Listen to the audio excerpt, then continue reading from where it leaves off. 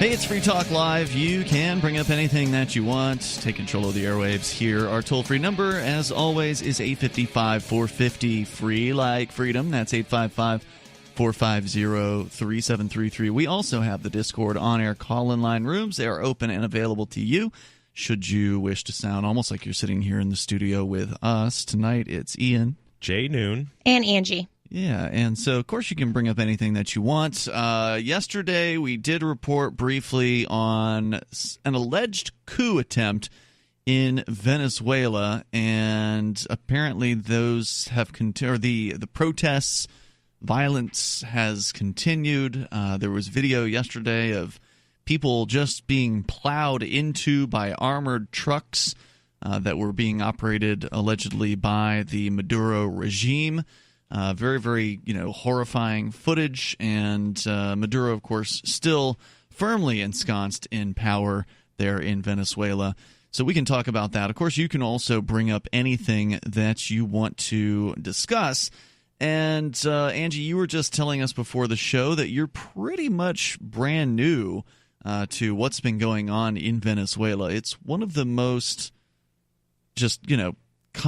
one of the most visible examples today of socialism, basically, of a country that fully embraced the idea of socialism. Of course, I'm sure the socialists listening would say, "No, they did it wrong." Okay, now, as new as I am, you're going to have to, briefly define socialism. Okay, sure. So socialism is an economic model, if you want to call it that, that basically puts the state in control of all of the resources, effectively, of all of the businesses. Socialists, and I'm sure a socialist could do a better job of defining it in whatever way they want to, but they tend to advocate for takeovers of business, so nationalizing, as they call it, nationalizing industry, which is where the government will come in and say, "Oh, you've built your husband has a computer business. Yep. This is a successful computer business. Now it's the state's. Thanks for putting all that work into it. Okay. Have a nice day." And so the idea is the workers are going to rise up, and they're going to take the means of production, and they're going to purpose it for whatever the workers, translation, the state, want for it, basically. Okay.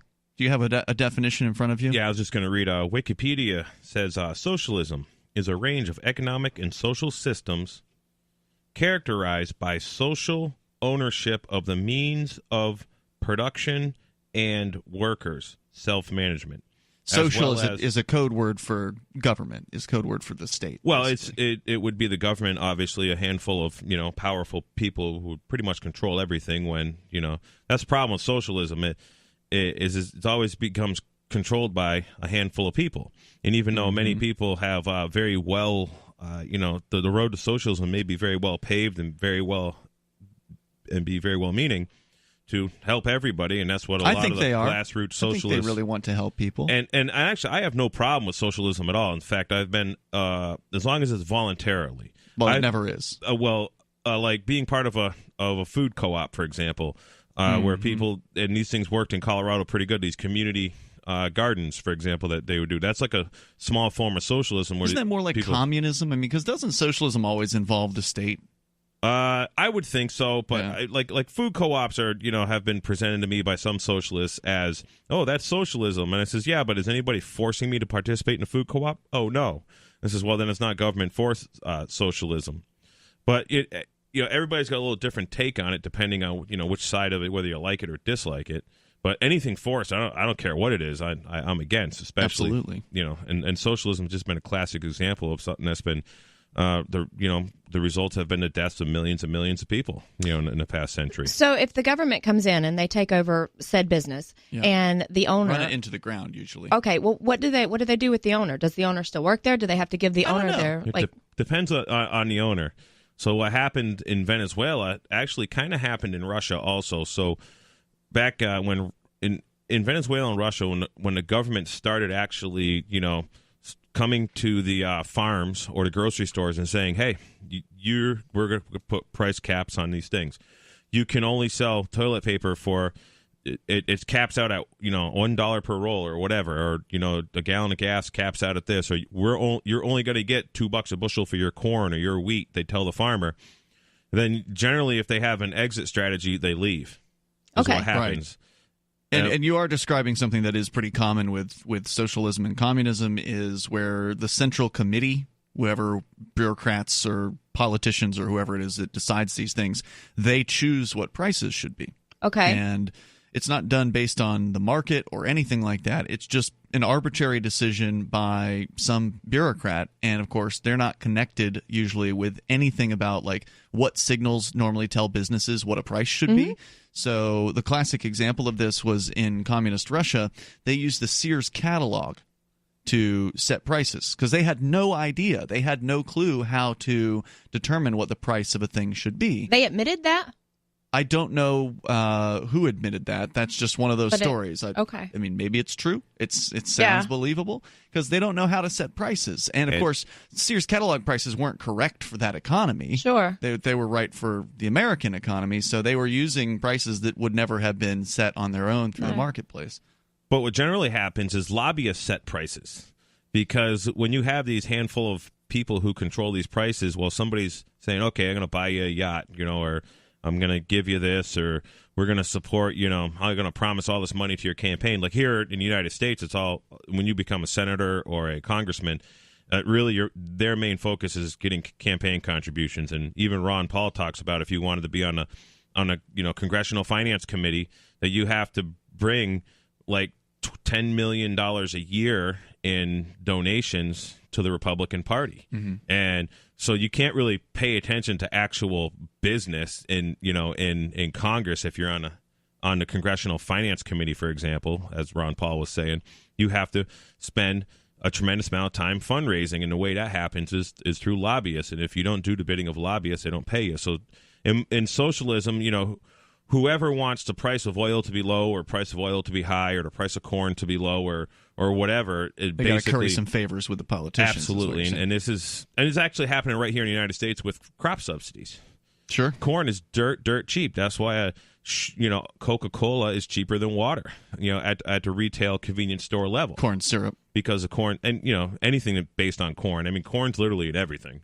Right now, what you're giving an example of here in the U.S. is government meddling, throwing off prices by subsidies and things like that. That definitely screws with production. It makes it so that companies might manufacture more of a thing than they otherwise would because they're getting more money in from the government to do that. And but we don't have a shortage of corn as a result of that because they're being subsidized. When something's subsidized, there's usually a glut of it. In fact, it's rotting because there's so much of it. In Venezuela, they don't have any money to subsidize anything with. Absolutely. They've run out, basically. They've printed their currency into hyperinflation, and it is the most hyperinflated of all of the world currencies at this time. I mean, every currency suffers from inflation because of the policies of the governments, but theirs is like insane. So the citizens right now are trying to run the government out, or what are they rioting against, or what are they fighting against? I know what they're fighting against, they'd love to throw the whether you call him the president or the dictator, the man who's at the head of the government there, Nicolas Maduro. They would love to throw him out of office on his ass. Many of the citizens, of course, there are some who still support him as well, including members of the military who have been asked in recent days by the opposition party to basically break rank and turn against their commanding officer. So there's like a leader of the opposition. So there's Maduro, that's Nicolas Maduro, the dictator, if you will, the president.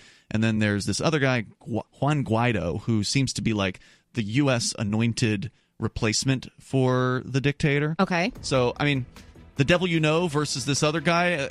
And we got Elliot Abrams in the mix, too, who's just been a famous, basically responsible for all kinds of massacres in the 80s in Central America. And he's on the U.S. He's side? a U.S. Special envoy to Venezuela right now. So there's more to say about it. We can continue, and you're welcome to join the discussion here. Our toll-free number is 855-450-FREE, 855-450-3733. This is Free Talk Live.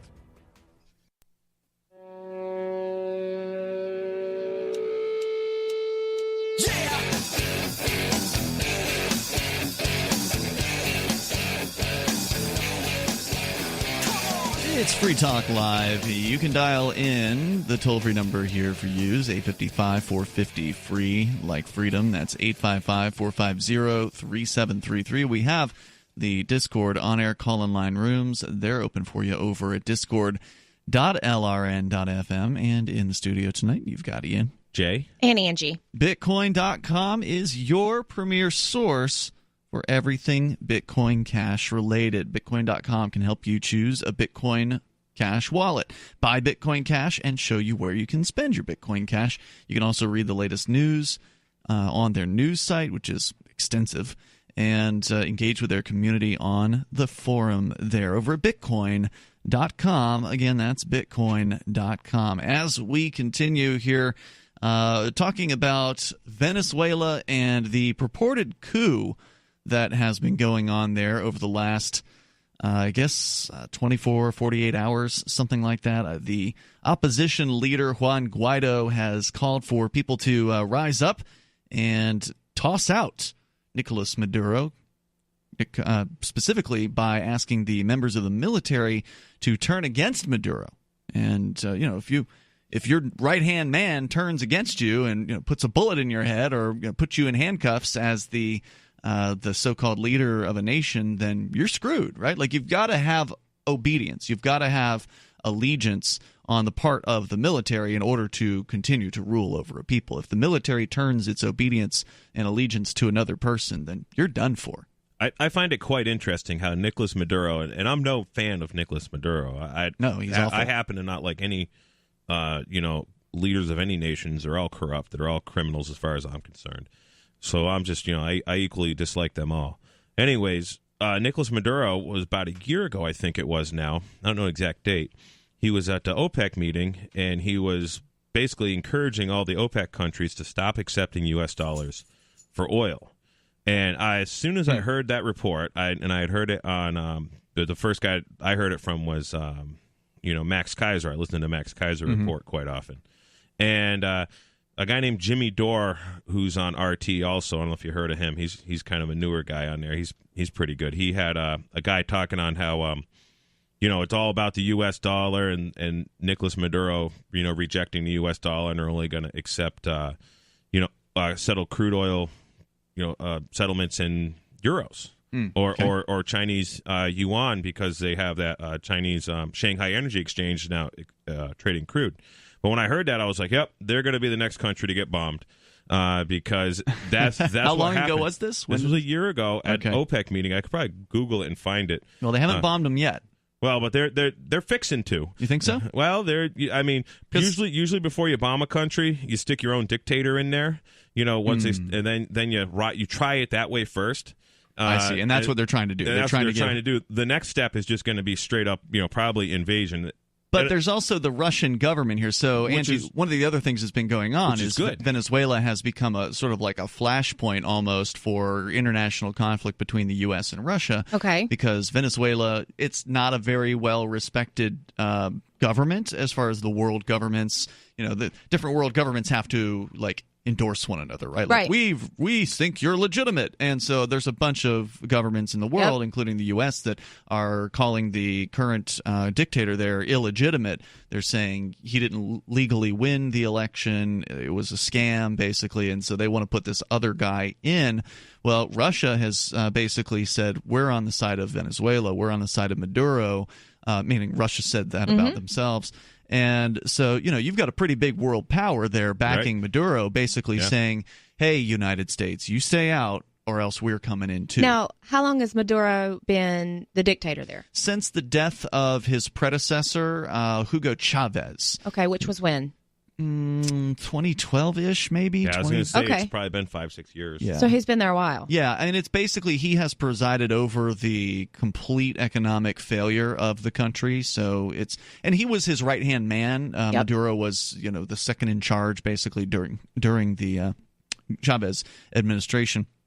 So anyway, if Russia comes in there, then you're talking about international conflict if the U.S. invades. And also, China is heavily invested in South America. They have everybody's kind of eyeballing South America for resources, because according to if I listen to a lot of like RT when I'm working, just in the background. Russia Today, and I've been listening to a lot of these, Maduro's talking, and then they have a voiceover, translating it to English. Right. And Maduro's just saying, "Oh, it's because we have all these resources and we reject the dollar, and that now they have interest and they want Venezuela." And as far as he's concerned, it's been a long time plan of essentially the United States and Europe to, wreak havoc on them financially. But right along since we've been Free Talk Live's been reporting on Nicolas Maduro, he's always blamed the U.S. for driving his currency to zero. Which is ridiculous. The only difference between the U.S. and the U.S. dollar and the Venezuelan bolivar is Venezuela doesn't have an army that can just go blow up any country in the world for not accepting their dollars like, the U.S. No, the difference. Does. Well, no, the difference is the Venezuelan bolivar is hyperinflated, meaning that they are printing it like crazy. Well, and that too. Well, and the U.S. is printing, not at the level that also. No, not at the level as they are in Venezuela. Oh, probably not. In Venezuela, if you go into a bar, we had a guy call and tell us this. If you go into a bar and you order a drink and you finish the drink and then you order another drink, it costs more. Right. Yep. For the second drink? For the second drink. And it'll cost more for the third drink because the money is losing value. The bolivar there is losing value that quickly. Oh, wow. Well, it's one of those classic hyperinflation situations where as soon as you get paid, you go and spend it because you can't hold on to it. You'd be insane to do that. And the rest of the world won't touch the bolivar either. No, nobody In wants fact, it. Everybody's trying to, if anybody has them, they have been trying to unload them. Yeah, why would anybody want to hold on to that currency? So nobody's going to accept payment. Hyperinflation too, the fact that nobody will touch it, to where the U.S. dollar is essentially a world reserve currency. So the United States can really print a ton of money, and it doesn't really affect the inflation because it's absorbed throughout the entire globe, essentially.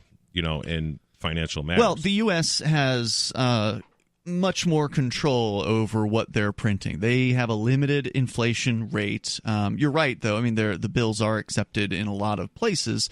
Or just a currency in digital format or whatever. I mean, everybody's got to sell oil on the world market.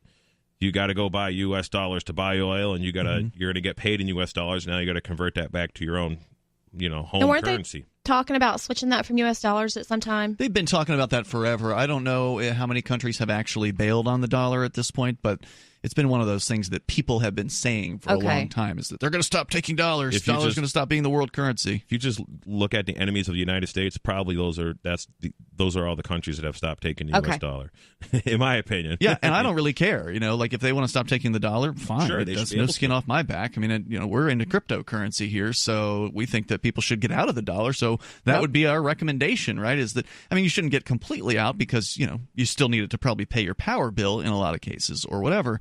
But cryptocurrency is a way for people to protect their value that they've earned from the ravages of inflation.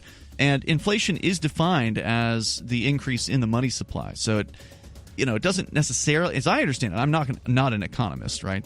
But it has specifically to do with the rate of printing of money, the rate of inflating the money supply. And that's something the central bank controls. So if they've got, if they've got their S together to some extent, they only inflate a few percent a year, right? Like they keep it down so people don't notice it and they don't protest like they are in Venezuela. Okay.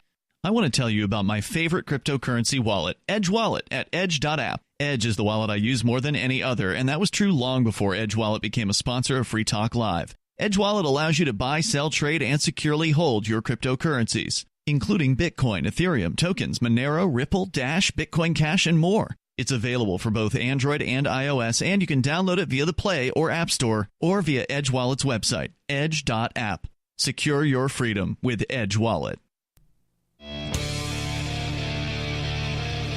It is Free Talk Live. You can bring up anything that you want. Our number here is 855-450-FREE, like freedom. That's 855-450-3733. We do have the Discord on-air call-in line rooms over at discord.lrn.fm. Coming up in a month and a half, basically, we're going to be at Forkfest. The Free Talk Live will be broadcasting from the event, the Decentralized Libertarian Camping Festival in northern New Hampshire at Rogers Campground, the beautiful White Mountains of New Hampshire. It's absolutely splendid place to spend some time, beautiful location, and the people are, of course, the real reason to go and hang out with other liberty-minded folks, people who care about freedom, people like liberty-loving anarchists, voluntarists, libertarians. They're going to be there, and they're going to be doing whatever it is they want to do because there's nobody who's in charge of ForkFest. There's no central committee. There's no board of directors. Of course, there's somebody who owns the campground, but that's the only set of rules that you got to follow, and even those barely exist, from what I can tell. So it's a pretty cool place to go and a good group of people. In fact, the neat thing about ForkFest, it's year number 3, by the way, for ForkFest this year. It just seems to get more interesting and more popular every year. I think that there's a lot more buzz this year. Are you feeling that, Jay Noon? Oh, yeah. I mean, I'm putting a lot of energy and effort into ForkFest this year with my man camp. Right. I mean, I'm actually building a custom anvil right now that's adjustable height for kids. A custom anvil? A custom anvil. So what we've been doing is I've been having kids come to my place. I've been going to some other places, and we've been just making some iron art and making some Mother's Day gifts and stuff. And so it's just an anvil for a man who's 5'9". It's not the proper height for a 6-year-old kid. Okay. So that's like the biggest challenge we've had is these kids are like, imagine taking like a 5-pound sledgehammer and trying to beat something that's at chest height with it. Yeah. Okay. That's hard. It's very hard. So hard to get leverage on that or whatever. So I got a good chunk of steel the other day from a guy, and I'm gonna have an adjustable anvil there, and I'm gonna have to hopefully have 2 of them because there's a lot. I got a lot of people contacting me. Oh, my son really wants to do this, and my daughter wants to do this, and I've been putting links on the ForkFest Telegram chat. Yep. To these videos of guys forging simple things. Because I'm going to actually have forging workshops where you're going to make your own swag, essentially. That's cool. But you can make your own coat racks. You can make. We're not going to do anything super. We might do a knife making workshop, but I'm still working on that. But that might be too long. But basically, these are going to be like 2-hour workshops. And, very cool. So yeah, by donation, is that the plan? I haven't really figured that out. There's definitely going to be some kind of fee for it, one way or another. Probably reasonable. Yeah, it's going to be reasonable. I'm looking for some sponsorships. Get some. I heard Ernie's making you T-shirts. He is making me T-shirts. Yeah, I was just actually looking at the final ones. And they look pretty good. You didn't ask for that, right? That was just something he decided he wanted to do. Ernie sends me text messages. He's like, "Hey, call Davi. We're making you T-shirts. Boom. Tell him what you want on a T-shirt." Right. Yeah, and then that's what those guys. Isn't that do. Great? You didn't have to lift a finger, and you got a T-shirt for Man Camp, and I think they're making one for ForkFest as well. Yep. One for the Big Gay Dance Party, which is coming back for the first time since 2015. It used to be at the Porcupine Freedom Festival, which is the festival that sort of spawned ForkFest. That's the festival that ForkFest forked off of. And so that very dance party is now coming to ForkFest. Stephen and Derek from AnyPay.global, they originally had announced that they wanted to do it at the Porcupine Freedom Festival. It have since changed their minds. They feel as though ForkFest more represents what they stand for, the decentralization. And so, man, there's a lot that's already happening, but right now there's no calendar yet. So I've been looking to add something to the calendar of like what I'm doing for Man Camp, and I'm not really good at a lot of this stuff, and I don't put a lot of effort into like going through things on my phone or a computer because I'm like outside doing things. Somebody made a Google Calendar for last year. Right. It's still called ForkFest 2018, but it could still work. I just don't know. Nobody has put anything on it yet. So even though there's been all these announcements of things that are going on, this is one of the challenges of running a decentralized festival because somebody should do it, but nobody has to do it. And so the question is, who's going to stand up and maybe during a break you could show me how to put some things on that calendar. I can show you the thread that gives you the instructions because I didn't make the calendar. Oh, okay. All right, cool. But anyone can add anything to it? As I understand it. Oh, that's awesome. That's my understanding of it. I presume. I mean, I don't think it's broken at this point. And as I understand, we're on air tonight in Boston. That's right. Welcome to WRKO listeners. We are on now weeknights in Boston, although they're delay broadcasting, what they call the business delay broadcast, meaning that you're not listening live if you're listening in Boston. Oh, okay. I don't think that's supposed to be a secret. Either way, we're not good at keeping those secrets. So if you are listening in Boston and you want to participate in this program, you should call between the hours of 7 and 10 o'clock Eastern time, and then you can get on the air and listen to yourself later on. Well, anyways, if you're in the Boston metro area, to go up to Rogers Campground in the White Mountains is like just a 3-hour trip, basically. It's a 3 to 4 hour, 4 hours if you're south of Boston, Rhode Island and stuff, southeast Mass. But it's a beautiful travel up there. Yep. And it is, if you like liberty, if you like freedom, it is probably that week will be the greatest concentration of libertarians, probably most anywhere, especially in the eastern United States. Yep. Maybe even the United States. It's I've been going to Pork Fest for years. Well, Acapulco is a big concentration. Right. Well, that's Mexico, but yes. Yeah. I don't know. I haven't been down there yet, but I mean that's the biggest concentration I've ever been around, and I've been to the freedom events pretty much all over. It's a lot more affordable to go to Fork Fest than it is to go to Acapulco. Oh yeah. You don't have to buy a plane ticket for most people. If you can just drive up, then you make a car trip out of it with your friends from down south or wherever it is you're coming from. Heck, come from Canada, and come join us because it's a lot of fun. You can go to forkfest.party and learn more about the event there. And there's also, as you mentioned, the Telegram chat room. There's like 60 plus 70 people in there, something like that.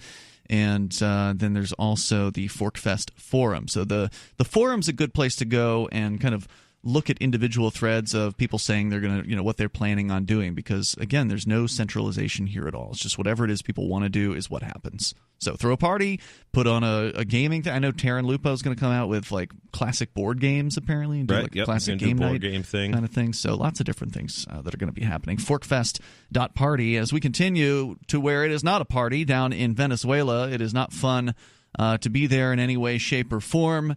It is, people there are hungry.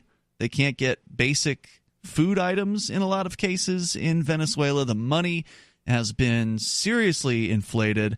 And here's an update from the BBC.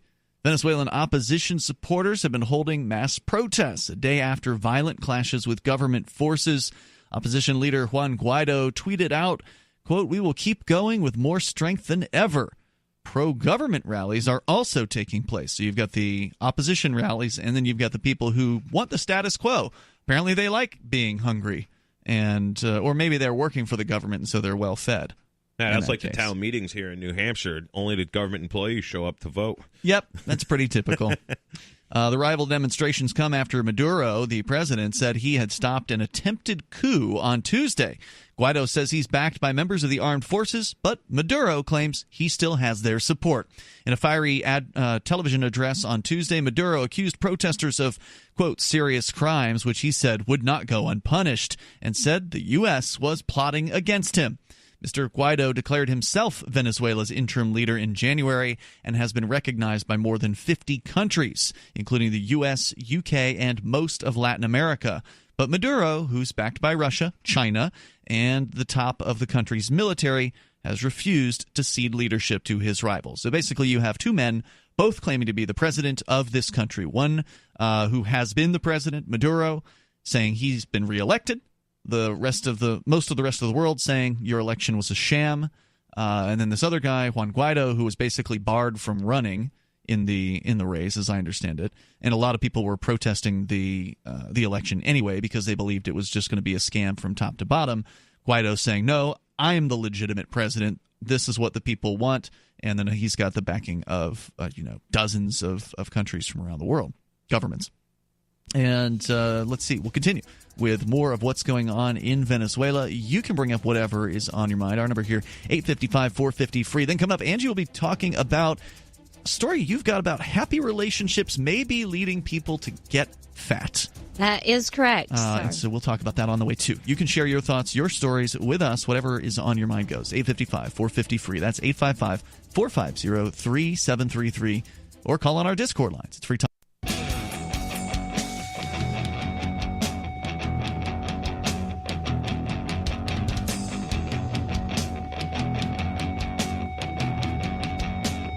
It's Free Talk Live, and you may dial toll-free. Take control of the airwaves here at 855-450-FREE, like freedom. That's 855-450-3733. By the way, I want to say thank you to, I don't think I can say this name out loud, Noblsht. I'll spell it, Noblsht. Noble, that's... I think I know what he's trying to say there, but I can't say it because we're on the radio. But whatever his name is there, is a Free Talk Live silver amplifier which means that he or she is giving $5 a month towards what we're doing here to help advertise, market, and promote. That's what AMP stands for, to help AMP Free Talk Live, help us get on more radio stations like WRKO in Boston, which is, by the way, as big as it gets. So kudos to listeners that have helped us make that possible over time. And thanks, of course, to the crew over there at WRKO at iHeartMedia in Boston. It really, 50,000 watts on AM, it doesn't get any bigger than that. So if you like those kind of news pieces about Free Talk Live getting on new radio stations, if you want to see us get on 200, because we're on 195 right now about that, if you want to see 200 happen, then please join the AMP program like NOBLSHT did over at amp.freetalklive.com. It's ampamp.freetalklive.com. We're going to go to your calls and thoughts. We can talk more about Venezuela. Also, will being in a happy relationship make you put on the pounds? That's also coming up. Angie's got that story. And we go to your phone calls and thoughts first. David in Massachusetts, you're on Free Talk Live. Hello, David. Oh, yeah. Hey, how are you? Good. You're on the air. All right. Well, thank you very much. Welcome. Well, yeah. I just heard about this through Jay. And, great. As I mentioned on the request, I have two bills. That means two legislation things that I submitted over the years, and these are the latest two that were filed. Wait, are you a state rep? 2019. My state rep is Kay Khan. Okay. And I submitted these bills, which any citizen in Massachusetts can do through their representative, by the way. And do they normally put them in for you? On any subject. What's that? Does the rep normally put them in when you submit them, or do they usually throw them in? Submitted. I have house numbers here. But is that typical in Massachusetts, where they'll submit it for you even if they don't agree with it, or do they just typically throw them in the garbage can? Well, actually, both happen. Kay happens to agree with me after over time. I see. Education on the bills, and they don't usually go far because I have, quote unquote, no political credibility. I have no arm pushing or what's the word I'm looking for? I know what you're talking about. Political sway. Sway. Yeah. Capital. I think they use the word capital. Political capital. Political capital. Right. I'm not going to sign your bill because I can't, and I'm not going to push your bill because I can't. I only have two bills because I just think it's necessary. It helps me get a handle on both these issues. Well, tell me what is the bill that you're talking about here? What is it? There's two bills. One is a moratorium on foreclosures, and that's Bill 1482 in the House. Now, does that mean that you think that people who don't pay their mortgage should just be able to keep living in a place? Yeah. If the mindset is people are not paying their mortgages, but in the essence of it all, the banks, and I hope you're sitting down, the banks never lent the so-called borrower any money. That's accurate. So there's no real reason to pay it back except for wanting to keep the system going. When you say that, when you say the banks didn't lend the person any money, somebody's getting paid, right? Like the person who built the home, for instance, is getting paid by something. Right. So wouldn't that have come from the bank? Are you saying that when you say they didn't lend it, do you mean that the bank just printed the money through their power of essentially fractional reserve banking, meaning they just sort of made the money out of thin air, which is what banks tend to do, right? Correct. The so-called borrower signs with their signature a promissory note. That promissory note is the new money in the system. The banks never. The myth is that the banks lend the depositors money, which most people believe. It's a myth. It is. It's a lie. It's a scam. It's a deception. Okay. That's true. So what's really happening is the borrower is creating new money for the whole economy in the aggregate. We talk about inflation. That's a lie or a scam or a deception. What do you mean? Because really what happens is in the aggregate, that means in all the borrowers, all the people create money that devalues the current money. So if there's $1 million, that's what inflation is. In the new if there's $1 million floating around in circulation, and someone borrows $1 million, everything. All there are then $2 million, double. Is what you're saying, because the banks can. $2 million in circulation. Right, but that's still inflation. I because think he said deflation is a scam, right? Is that what you said? No, but it's improperly called, so it's a political scam. Well, anything that's an increase in the money supply is inflation. But see, if people get their heads around the idea that it's a devaluation of the current money, then they have a better way to deal with it. That's what inflation is, because whenever you inflate whenever you inflate the money supply, you're devaluing the currency. That's correct. What inflation is. That's not currently known. That's not in your mindset. You're just thinking, prices are going up. Well, no, it's in our mindset here. We talk about inflation all the time. We discussed it earlier tonight. Talking about the normies who have been, brainwashed in public schools of education who haven't been woke yet. Well, in government school, they don't teach you what inflation is. Right. You're right about that. Right. Yeah. I explain inflation to people almost every day because they have no clue. People older than me, younger than me. Right. People think inflation is an increase in prices, but that's just a symptom of inflation. A symptom of the devaluation. So back to this moratorium on foreclosures. I've studied some stuff like this, and I'm kind of been into this stuff. But basically, what's happening is you have there's no wedding signature promissory note agreements that are filed to the court. There's essentially no evidence of a mortgage, and what's been happening. New York, Massachusetts, New Hampshire. There's a guy in New Hampshire, Mike Gill. He's been going crazy about this stuff actually, and he's a little nutty, but he's actually pretty right on. He does that state of corruption thing. Yeah, he got in trouble for billboard controversies. Correct. His billboards actually got smashed in Manchester at that dentist office up there. But anyways, so the banks aren't producing any evidence that they have basically a mortgage on these houses because they won't bring forward the original documents. And basically what they're trying to produce is digital documents. And then there's this whole issue of robo-signers where there's one particular robo-signer during his working career would have had to, these were notaries, would have had to notarize one of these documents something like every second for like 100 hours per week straight because they were just like Bank of America and, these big banks are just using, basically, they're not even using actual notaries. Everything's just getting robo-signed. And most of the mortgage applications were all inaccurate anyways. I personally know people that went and got mortgages like 10, 12 years ago when you basically all you needed was a pulse. And sure.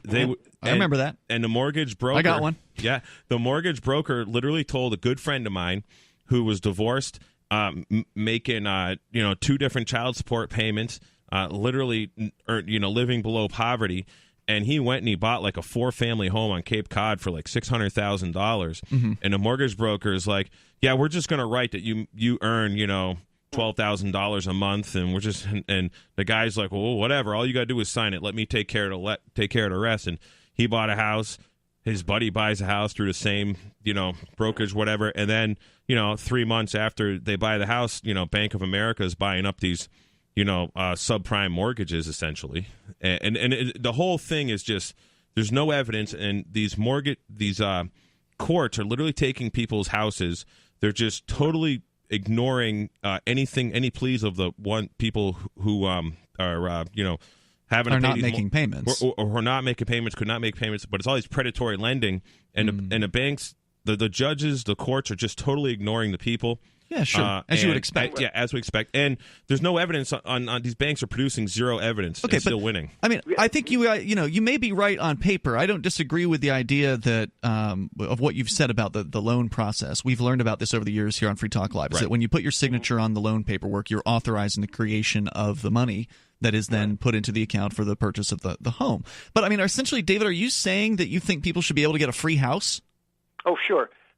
The reason being is, because aren't you in that case part of the problem of inflation? And we'll continue if you want to hang on here a moment, because I'm no fan of the banks. Okay, I'm no fan of the government and the government goons and the banks and all that. They're certainly not friends of freedom. There's no doubt about that. But at the same time, I don't think that you deserve a house just because you exist. I mean, you should have to put some work into that. People worked to build the house. Shouldn't they get paid? It's Free Talk Live. More coming up. What is it costing you in vet bills for that convenience of just pulling open a bag of formulated, extruded, processed cereal bits that cost a ton of money anyways?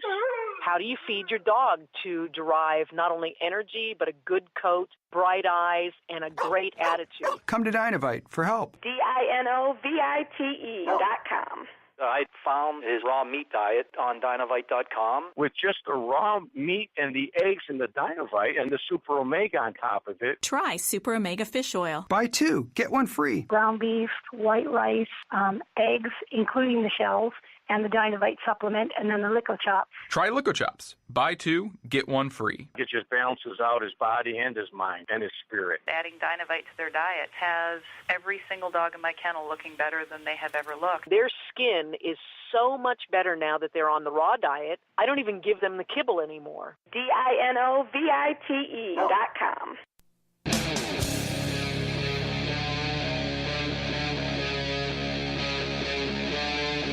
Free Talk Live. It's Free Talk Live, and we're launching into the second hour here. You may dial toll-free to bring up whatever's on your mind. Our number is 855-450, free like freedom. That's 855-450-3733.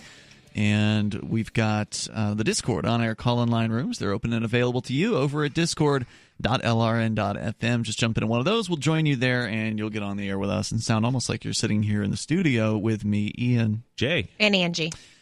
So we still have David on the line here in Massachusetts. For listeners just tuning in, he called in with a theory that sort of like a legal or financial theory that we've heard of before here on Free Talk Live. And I find it, while on one hand it's attractive because it sort of reveals the ostensible truth about bank loans, and the claim is that when you sign the loan documents, you are authorizing the bank to create money in your name, that the banks have the ability to create money out of thin air, just like, the Federal Reserve does. These are essentially sub-units, if you will, of the Federal Reserve. They're all, even though they look like they're different organizations, they're the given banks an authority by the Federal Reserve essentially to exist. Right.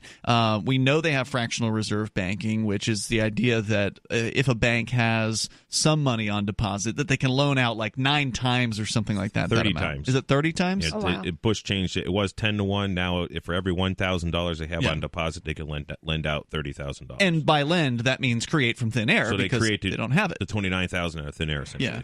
So, I mean, there's no doubt that, if those things are true, and I don't doubt that those claims are true. I think that makes sense. Fractional reserve is an insane system, and that's the system that we have.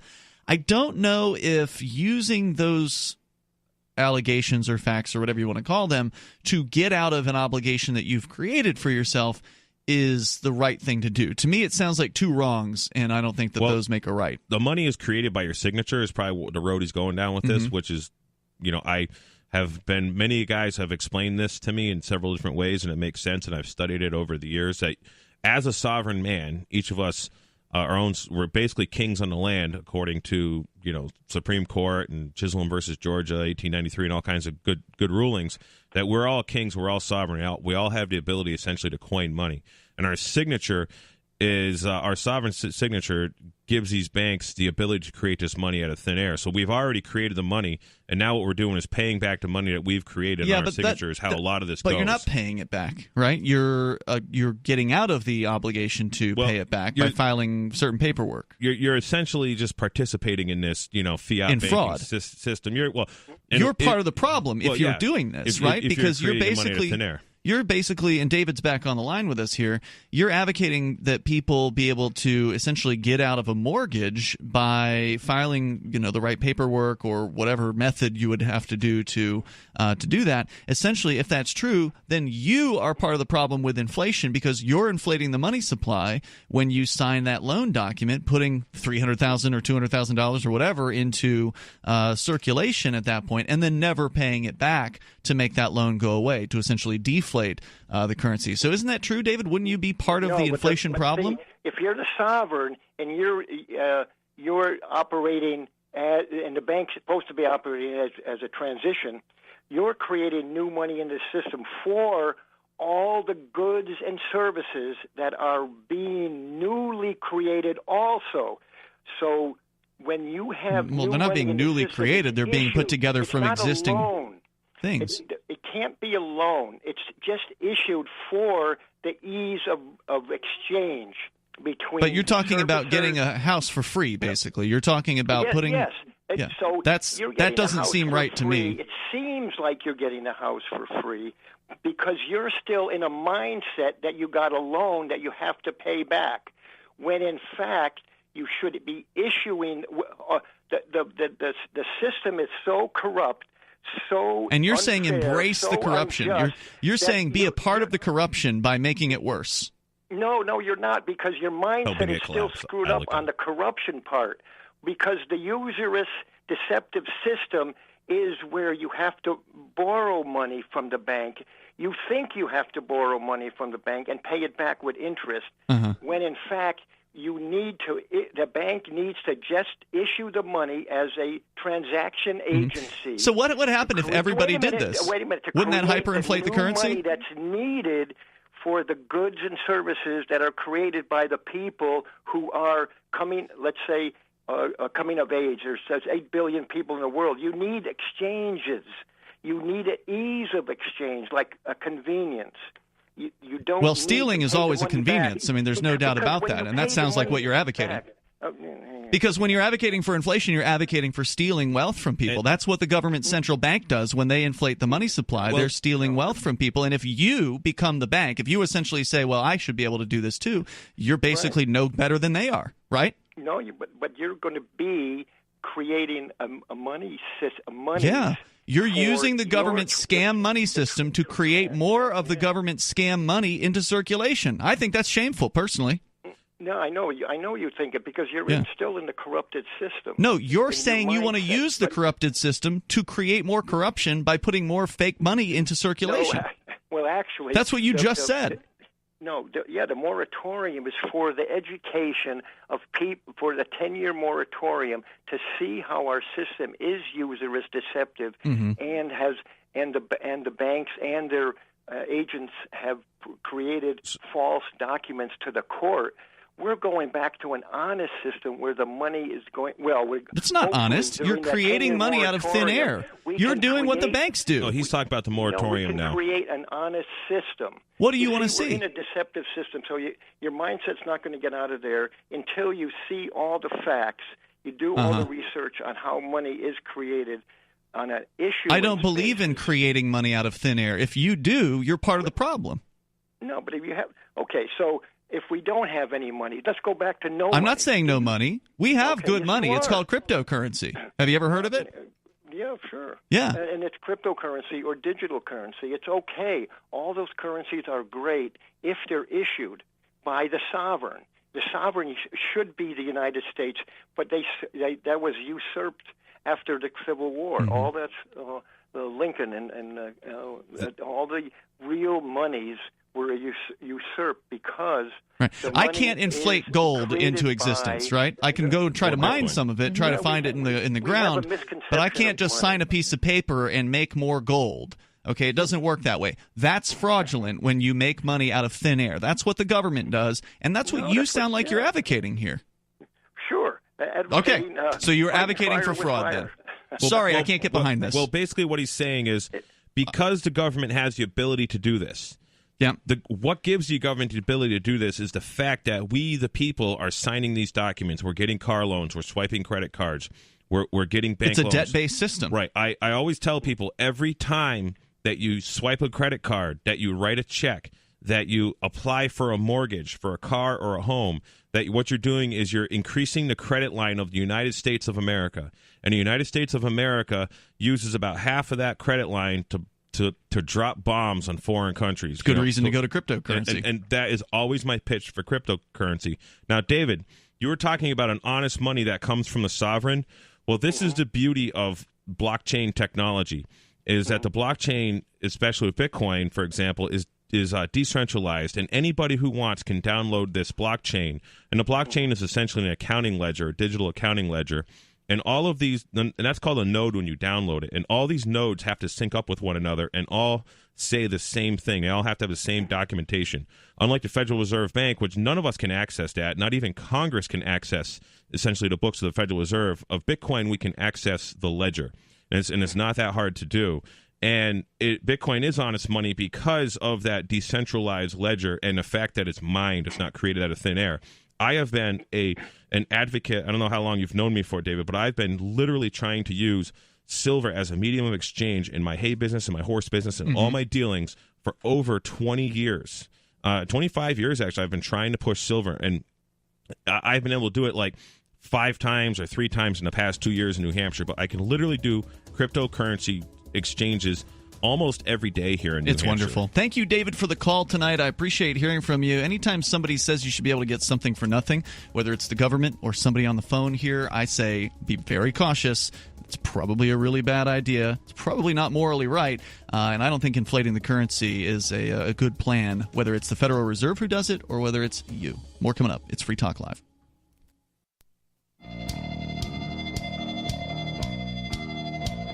It's Free Talk Live, and you can bring up whatever you want here. Our number is 855-450-FREE like freedom. That's 855-450-3733. We have the Discord on-air call-in line rooms over at discord.lrn.fm. Got a big contribution in our Twitch chat, because we are on Twitch and DLive, 2 different video streaming platforms. They each have their own chat room. You can go to twitch.lrn.fm or dlive.lrn.fm. And if you want to, you can throw a tip in at tip.lrn.fm, and that's what Baraka66 just did.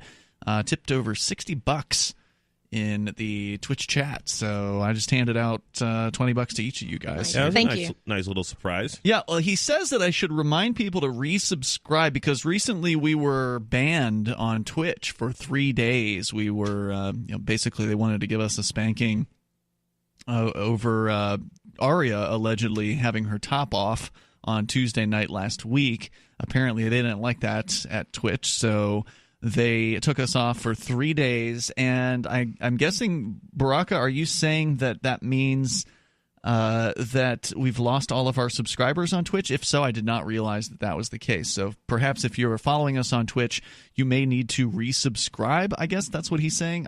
I don't know exactly how Twitch works with its subscription rules. I don't either. So if you are a Twitch, if you are an Amazon Prime subscriber, so you're getting the Amazon Prime thing already, one of the benefits you have as an Amazon Prime user is you get a free Twitch subscription every month, and you can assign that to the channel that we're on, the LRN.FM channel. There's a pretty easy process to do that. You can go to twitch.lrn.fm, scroll down below the video, and you'll see step-by-step instructions on how to link your Amazon account to your Twitch account. And then from that point on, it's easy. Every month, you just click a button, basically, and you can send us your subscription, which sends us a couple bucks, basically, that otherwise Amazon would just keep for themselves. That instead goes to LRN.FM. So thank you in advance for doing that over at twitch.lrn.fm. As we continue, and thanks again, Baraka66, let's go to Tommy in Virginia, listening via the TuneIn app. Hello, Tommy. Hey, I wanted to talk about the financial issues. Now, look, I'm not. I want to play devil's advocate just a little bit, because it had the last caller that talked about something about going and filing bankruptcy or something. No, he wasn't talking about filing bankruptcy. He was basically saying, and this is something that has come up over the years here on Free Talk Live. He was pointing out that the money system that we have in the United States that is forced on us basically by the government and the banks is an inflationary money system, and part of that is that when you get a loan, you're not actually getting money from the bank because of fractional reserve banking. The bank doesn't have that money in a vault somewhere that they're giving to you. They're literally just creating it in a ledger somewhere. And they have the authorization to do this by the Federal Reserve System. And they do it via your signature is basically what makes it happen. It's all elements of fraud. And, but the thing is, it's not really even money. These Federal Reserve notes aren't even money. They're just coupons for dollars. Sure, but people treat them like money. Oh, absolutely, they do. Basically, what I was saying... Go ahead.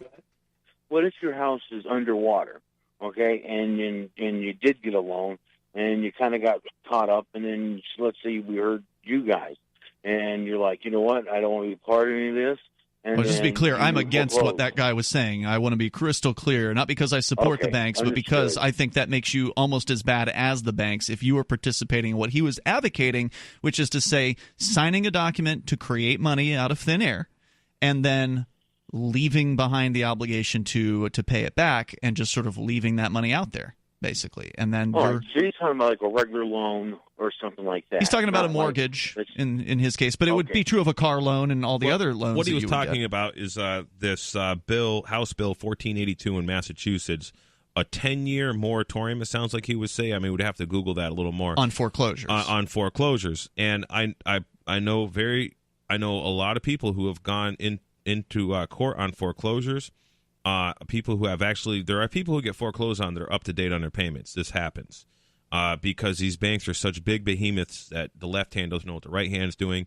I know of a house that was foreclosed on because they didn't have flood insurance on the house, and the house wasn't even in like the so-called required flood zone. There's all kinds of crazy stuff that happens because when you got like banks like Bank of America and Wells Fargo, that if they whack everyone's count, $4 or $5, and they make billions of dollars in fees, and then they get a couple $1 million fine from the government. It's just part of business. Yep, and they're just totally corrupt. I heard about that. The examples go on and on, but go ahead, caller. Now, what about now let's say they find a way to not pay taxes, and isn't that just going to the downfall of the dollar also if nobody pays taxes? As you guys, I'm playing devil's advocate. Not paying taxes won't create the downfall of the dollar because they can print more dollars out at will. So if you don't pay taxes, which I recommend that you not do, I recommend inflation. Then that's creating inflation. The government creates inflation. More money. That's right. And then no. The government, the dollar's going to go. Whether you pay taxes or not is no factor of whether or not the government's going to print money. Now, let me... Correct. They're still going to print it, but that's going to create inflation. That's what they do. It's not your fault. If you don't pay taxes, you're not creating inflation. It is your fault. No, it's not. That's like saying... I'm all with you. How is it not your fault, though? Because whether you pay taxes or not has no effect on... Can I answer your question now? Whether you pay taxes or not has no effect on what the Federal Reserve's monetary policy is. Okay, but if it does create inflation through the Federal Reserve, well, then it's still inflation. But it doesn't. I'm telling you, there's no. Do you have any evidence that not paying taxes creates inflation? Well, yeah, because they have to print more money.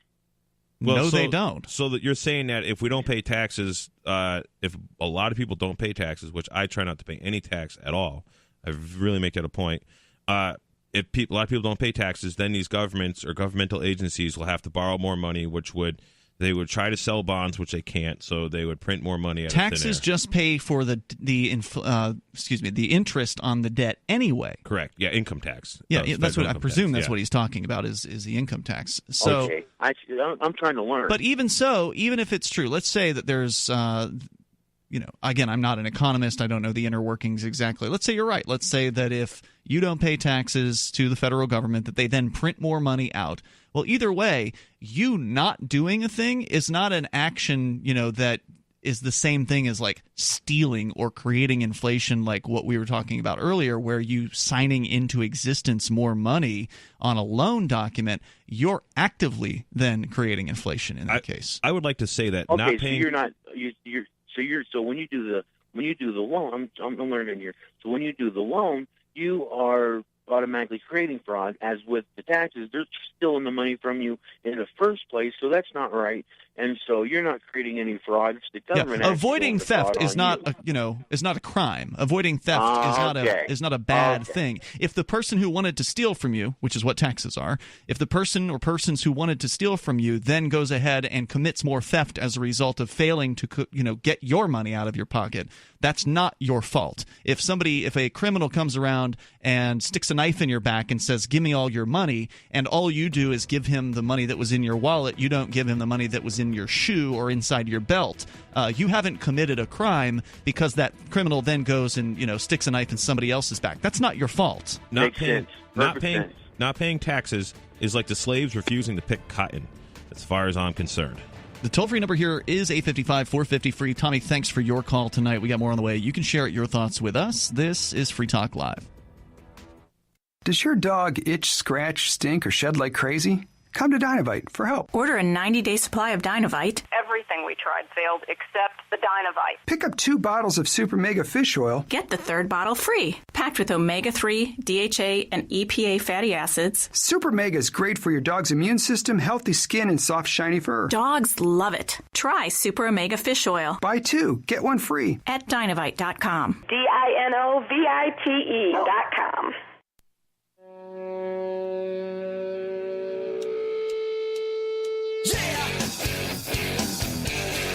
This is Free Talk Live. You're invited here. The toll-free number for you to take control of the airwaves, 855-450-FREE, like freedom. That's 855-450-3733. Freedom's Phoenix is a liberty-oriented news aggregation site. If you want the newest and freshest stories and perspectives on current events from those who value liberty, then freedomsphoenix.com has them. Their daily dispatch is the best way to stay up to date on science, technology, historical findings, liberty news, government overspending, and the rise of the police state. Just head on over to their website, freedomsphoenix.com. That's freedoms with an S, phoenix.com. As we continue here, it's Ian, Jay, and Angie in the studio here tonight. At the very beginning of the show, we were talking about Venezuela, where they're not worried so much about mortgages because, well, if you've got a mortgage in Venezuela, actually, you probably paid it off by now because the government's hyperinflated the currency so much. That's one of the benefits of, if you want to say there's any benefit to inflation, it is that if you get a loan at, whatever the value of the dollar or the bolivar in this case was at the time, and then they hyperinflate the currency. If you've got a $200,000 home loan, and then all of a sudden after a few years, what was, $200,000 worth of a home now would cost $1 million or, $10 billion because the hyperinflation has been absolutely insane. You can then take one paycheck and pay off your old mortgage in that case. I imagine most people aren't worried about that because in Venezuela they're worried about where they're going to get their next meal from. As there's a lot of demonstrations going on over the last 24 hours with one side versus another. You've got the people backing the current president or the claimed current president, Nicolas Maduro, and then there's another guy, Juan Guaido, who is claiming he's the president of the country, and he's got the backing of major nations like the United States, most of South American countries, and others. Of course, the current president, Nicolas Maduro, has the backing of Russia and China. So you've got the makings of a real potential for some conflict here. If one side, one of their supporters like the U.S. invades, it may cause the Russians to invade, and then we may see some pretty awful things. I don't even know if there would actually be much of like a quote-unquote invasion thing because from what I've been hearing, Russia and China have been like selling treasuries like as much as they can without like really trashing the market. There was a thing where a couple months ago or a few weeks ago that the 10-year treasury bond, or no, a 30-day treasury bond or something was paying out like the same as a 10-year bond, or even a little more. So why would you want the 10-year? Right. They called it a something inversion. I can't remember if it what it was actually the thing is, but that's like really bad news. But if you look at who's been buying all the treasuries, is quantitative easing, is the Federal Reserve's been buying the treasuries. Well, that's what their job is, right? The Federal Reserve is the lender or the buyer of last resort. Yes. If the U.S. government can't pawn its crap off on other people or countries, then the Federal Reserve's job is to buy them. What is a treasury? Like, what can you briefly tell me what that is? Good question. So a treasury, I'll tell you what a treasury is. So a treasury note is how – so there's 3 ways the government gets money. They get money from taxation and fines. They get money from selling bonds, like selling war bonds. And what the federal government does is sells treasury bonds. They call them like T-bills. And they have these treasury bond auctions where if you go look at like the treasury bond 30 years, like a 2.99 something or whatever % interest rate. And they have like these basically auctions where people buy them on international markets. And they do this, and it's an investment based on the government's ability to tax. Essentially, you're saying that I think the federal government will be there in 30 years, so I'm willing to put this amount of money down and get paid some amount of. So it's a loan for it, right? to someone else. It's essentially a loan to the gang of the government. Okay. Yeah. And usually a lot of foreign agencies, countries buy them, and the U.S. ones are basically the best one. I mean, usually whoever's got the strongest military is most likely the one that's going to survive in an economic marketplace. And so, but what's happening is Russia and China holds tremendous amount of U.S. Treasury bonds, and they could like almost destroy the dollar if they just decided to dump them all. But also, it's where a lot of their assets lie. But what Russia and China have been doing, like very quietly in kind of a way, and it's not being reported on any like mainstream U.S. news, is they've been getting rid of Treasury bonds and they've been buying gold and silver. They are getting their good for them and cryptocurrency. Russia's been talking about cryptocurrency. There's like guys that are saying that they believe Russian government's buying it. It's more like they don't really know, but they think that's where it's going. These guys were kind of pay attention to Bitcoin. Vladimir Putin's spoke highly of Bitcoin a few times. Wow. China's been flip-flopping. They keep on saying, we're going to make it illegal or this, that. But every time they say they make it illegal, they're going to make it illegal or make the mining of it illegal. Haven't they run the miners out of the country at this point? I thought they did that. They tried to at one point, from what I understand, I don't know much about mining. I heard they were running the exchanges out too. Yeah, that you're not allowed to run an exchange in China now. Well, they were talk of that. I don't know if that's actually gone through. I don't know either. I heard they were doing it, and I heard the exchanges were moving out of the country as a result. But one of these crypto shows I was listening to, the guy was going through the price of Bitcoin and like the news headlines for like past like 5 or 6 years, and every time China rumbled against Bitcoin, it would have a pretty good spike, following like days and weeks. So who knows? Did I answer your question about the treasuries? Yes, it did. It's a loan. So back to the story in Caracas, Venezuela, and across all of Venezuela, you've got this conflict going on. It came out into the streets again yesterday and has been on and off over the last several years. But now they're trying to make something happen. The Guaido wants an overthrow of Maduro, who's the current president, and there's this conflict. Addressing his supporters in Caracas, this story from BBC, Guaido called the protests an irreversible process and vowed to continue demonstrations every day, quote, to achieve freedom.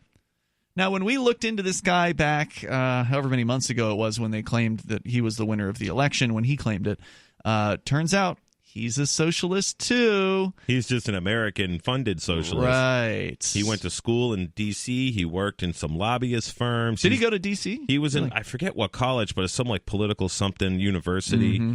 And he's like, total controlled opposition. And Trump are pals. Yeah, I mean, it's just the same. It's the same installing a dictator. It's the same. History happens again. Right. Google L.A. Abrams. He's the envoy that's been appointed to Venezuela. And wasn't he back in the Bush or the Reagan administration? In the Reagan administration in Grenada, Panama, a whole bunch of Central American countries. Where the U.S. military got involved, by the way. And they killed thousands of people. They installed dictators.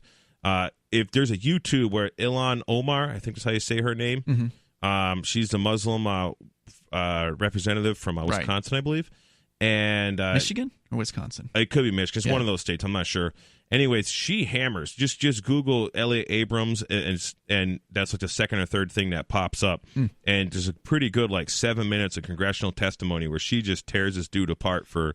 I mean, he's an evil man. It makes me sick. No, L.A. Abrams. Oh, Abrams. But Abrams is all behind Guaido, so Guaido's just a puppet. Yeah, absolutely. He's got to be. So, I mean, look, Guaido. There's nobody here who's a good guy. Right. Yeah, they're all bad. Maduro's bad. We know he's bad. Guaido, we don't really know a whole lot about him, but we know he's got the backing of bad guys in the government in the United States. So, which of course is almost all the government, but and so you can't trust him either. It's just that he's going to do the bidding of the United States government, whereas right now Maduro is doing the bidding of the Russian government and the Chinese government. So essentially, you've got a proxy fight, a proxy political fight going on here that thankfully hasn't involved too much armed conflict. That's not to say there hasn't been. There was gunfire yesterday. We played some audio of people running across like a bridge, a large amount of people being shot at allegedly by Maduro's troops. Guaido says we're on the right track. There's no turning back. He also said there would be a series of staggered strikes starting tomorrow on Thursday and culminating in a general strike. Local media reported gunfire in Altamira, a neighborhood east Caracas where opposition regularly gathers. There were also clashes on a highway close to an air base in the east of the capital, with protesters driving a van through a perimeter fence. National Guard on motorbikes fired tear gas at the demonstrators. Some threw stones, while others have been seen making Molotov cocktails. Demonstrations have been taking place in all 23 states of Venezuela, as well as in Caracas. Quote, we call on all sides to show maximum restraint and the authorities to respect the right to peaceable assembly. This according to a UN human rights spokesperson. There's more on the way. If you want to share your thoughts, it's free talk.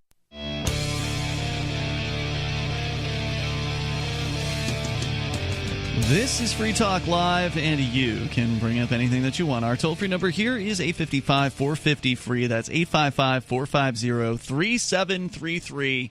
You can bring up whatever is on your mind here on Free Talk Live. With you tonight, it's Ian. Jay. Angie.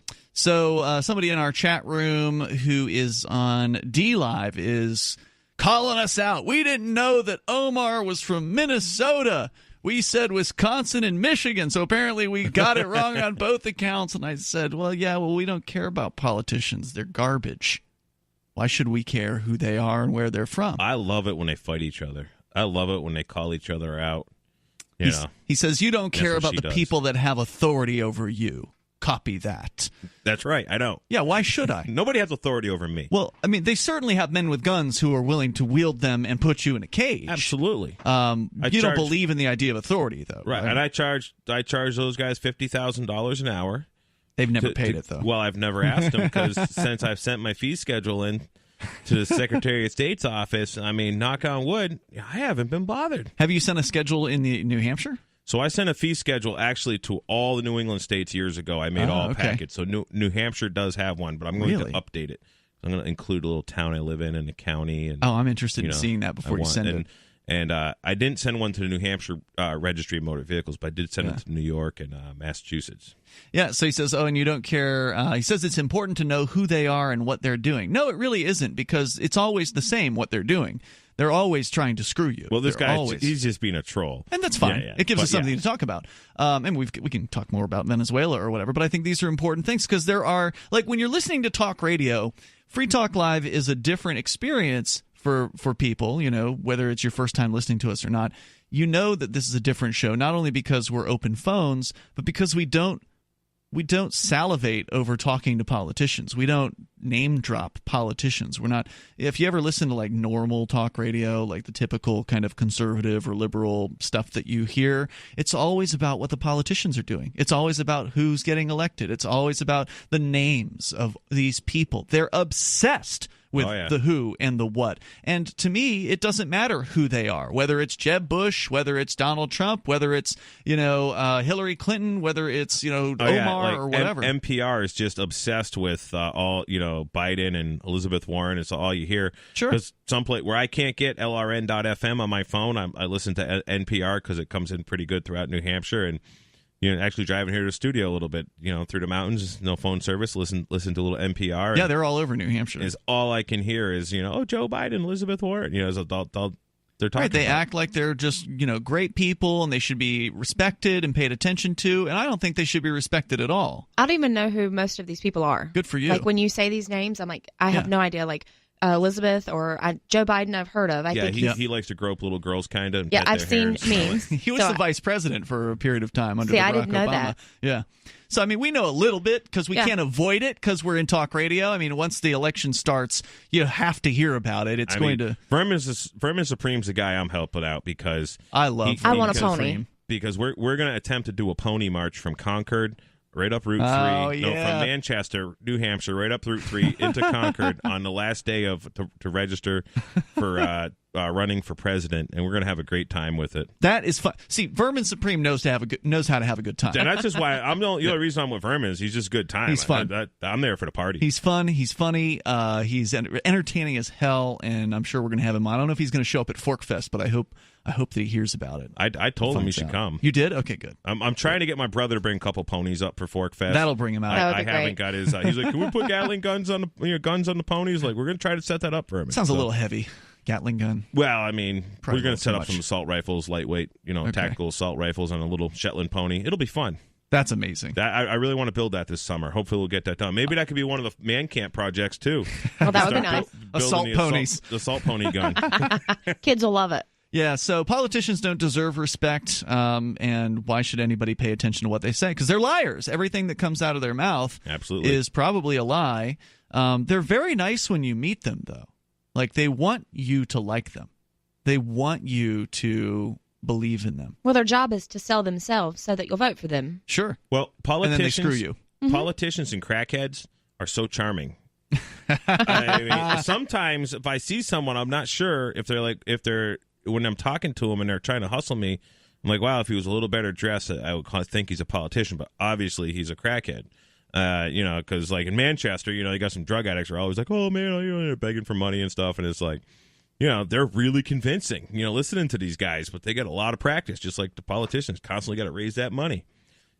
Our chatter here says, I'm just saying when your show is political and you don't even know who popular politicians are, it kind of makes you look bad and lose credibility.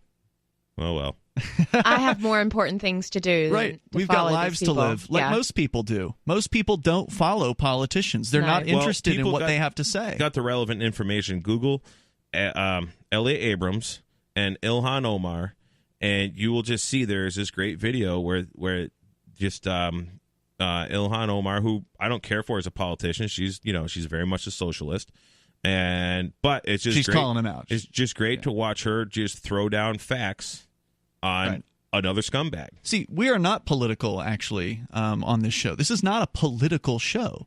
We don't talk about politics very much. Yeah, if it's the election, we basically can't avoid it because we're open phones, and that's what some people listening to talk radio want to talk about. But nobody that I know of on this show has ever claimed to be the arbiter of anything political. We're open with you. Like, we don't care about what these politicians say, so we're not trying to pretend like we do. So when I present Free Talk Live to people, I always say it's a show that promotes the ideas of liberty and cryptocurrency, and you can call in and bring up whatever topic you like. Exactly. And that's what we do. In fact, let's go to Tom. He's in Detroit, listening on LRN.FM. Go ahead, Tom.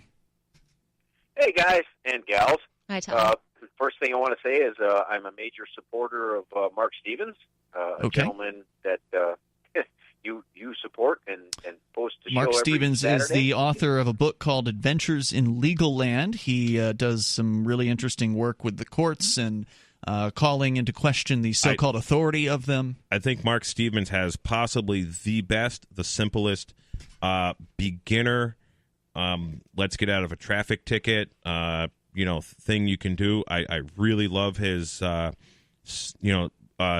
unsigned plea of guilty. I have set so many people up just over the phone with an unsigned plea of guilty. I tell them to go to markstevens.net, and you can download it there, or Mark will send you a copy of it, or you can just write one up yourself. And the idea is that you go into court and you say you're willing, in the best interest of justice, I'm willing to plead guilty if the prosecution can prove that the New Hampshire Constitution and New Hampshire Code apply to me. I have this unsigned plea of guilty here. I'm ready to submit. Where's the evidence that your rules and codes apply to me? And it is just like one of the most powerful things you could do in a courtroom because they freak out. And generally what happens, and with my friends with that particular scenario, most of the time they'll tell you to sit down and they'll call your name at the end of the day. You'll sit in court all day long. Mm-hmm. It'll be empty. Wait till everyone else is gone. And then before you can even get up to the bar, the prosecutor says, oh, we're going to dismiss that for lack of evidence. Seen that like 6 times now, maybe. Not bad. I want to see that on video.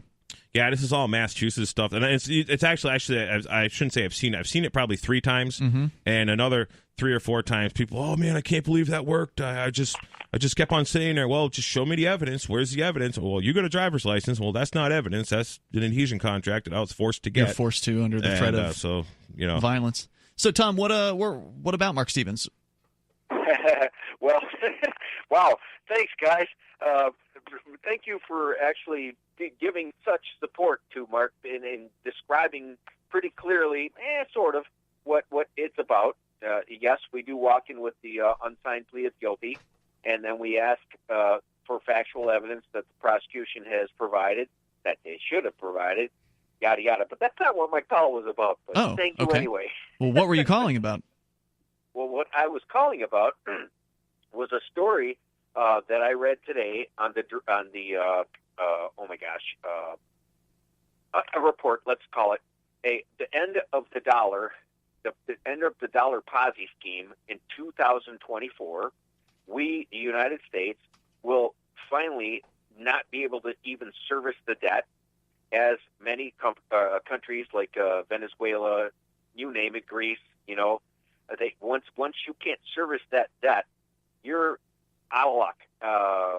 So the actual Ponzi scheme is coming to an end. The U.S. world reserve currency, the U.S. dollar, which is the world reserve currency, forced on many to trade with, will finally collapse. And did you say 2024? So 5 years. Where did that date come from? Well, it was brought up on Zero Hedge. There's all right, hang on, Tom. I'll let you explain it in more detail here because, the people have been predicting this for a long time, and it hasn't come to... I've been hearing it my whole life. Yeah, it hasn't come to pass because they've got a lot of tricks up their sleeve to keep people fooled. We have Bitcoin now. The people have a way out for the first time in history. Let's talk about that, too. On the way, Hour 3 is next. You can bring up what you want, 855-450, free like freedom. This is Free Talk Live. Don't you hate that feeling in the pit of your stomach when the police pull you over? Most people have no idea how to handle it properly, and they promptly get fed into the municipal fee-generating meat grinder. Or maybe you recall that feeling you get when you go to the mailbox and see one or more letters from the IRS. You get a sense of impending doom, don't you? So let me ask you, if you could learn how to use the law to beat the IRS, traffic tickets, almost any courtroom scenario, collectors, credit card debt, and even mortgage debt because of fraud perpetrated against you, would that be worth knowing about? Don't laugh. Investigate. Check out the life-changing benefits of the Lighthouse Law Club at their website, lighthouselaw.club. That's lighthouselaw.club. And while you're at it, visit the Lighthouse Law Club YouTube channel. You might be in for a pleasant surprise.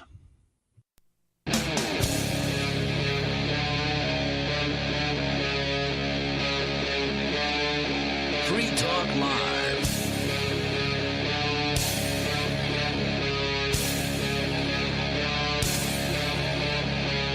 Hey, it's Free Talk Live. You're invited here to dial in toll-free, 855-450-FREE, like freedom. That's 855-450-3733. We do have the Discord on-air call-in line rooms over at discord.lrn.fm. With you in the studio tonight, you've got Ian, Jay, and Angie. As we continue with your calls and thoughts, we can talk more about the Venezuelan conflict that is continuing to brew up down there. Also, Angie had a story about relationships. If they're happy, they might generate fat. We can get into that, too, if we get the chance. But Tom is still on the line here with us in Detroit. Tom, can you briefly recap what you were calling about for listeners just tuning in, perhaps? Yes. Again, I read an article today on Zero Hedge, and it was very informative. Most countries that once they get to the point where GDP cannot keep up with the debt that they owe, and the world reserve currency that it is, the U.S. dollar, the fake currency, they all go under. And in 2024, we're literally at a point where, at this point, we're well over $450 billion in interest per year. And by 2024, it is estimated, even if we keep up with the Trump 3% GDP increase, we will still not be able to keep up with the debt. We will at best be able to break even.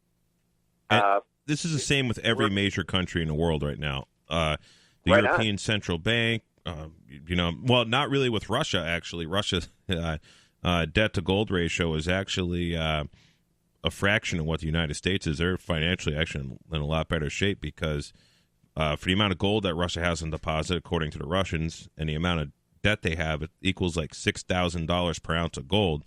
To where the United States, that's why they are our enemy.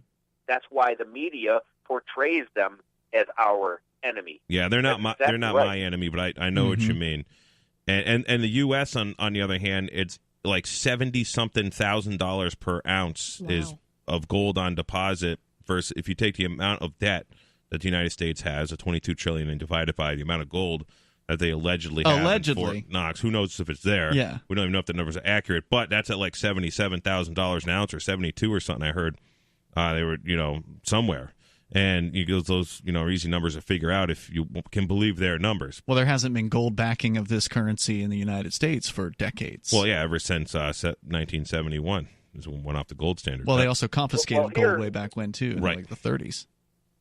Well, here's the importance of all this. Okay, the bottom line is every time this has happened through history, and people just refuse to study history, history repeats itself. Sure. The only resolve there is to this is, of course, a war, a major war to shift the gold from one end of the world to the other. That's where we're heading, guys. And you see the U.S. right now, they're trying to get Trump to go to war with China, Russia, anyone, because that is the resolve. The bankers know this. They fund all sides.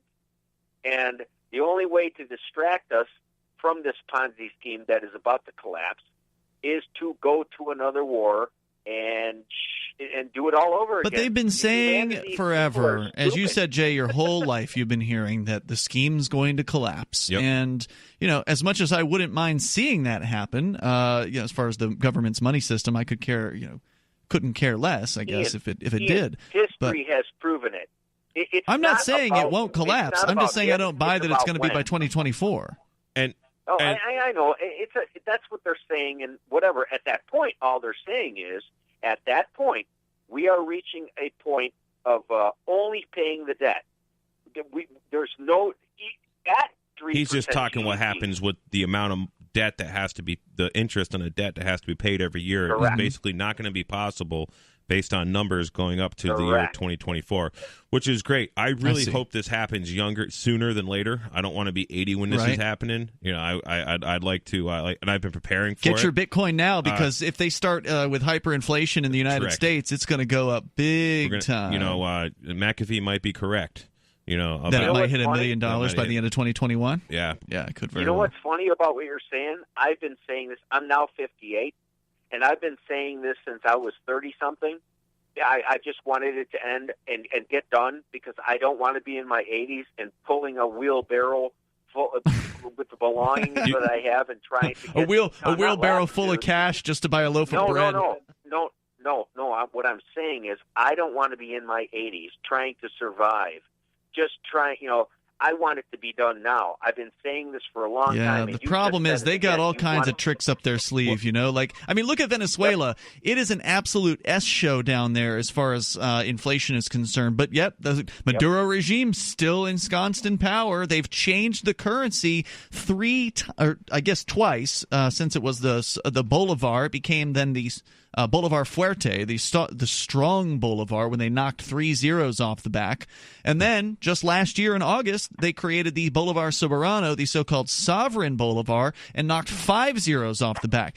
There's no way this is fooling anybody as far as the Venezuelan people. They must know that this currency is a fraud, but nonetheless, Maduro's still there. He's still eating well.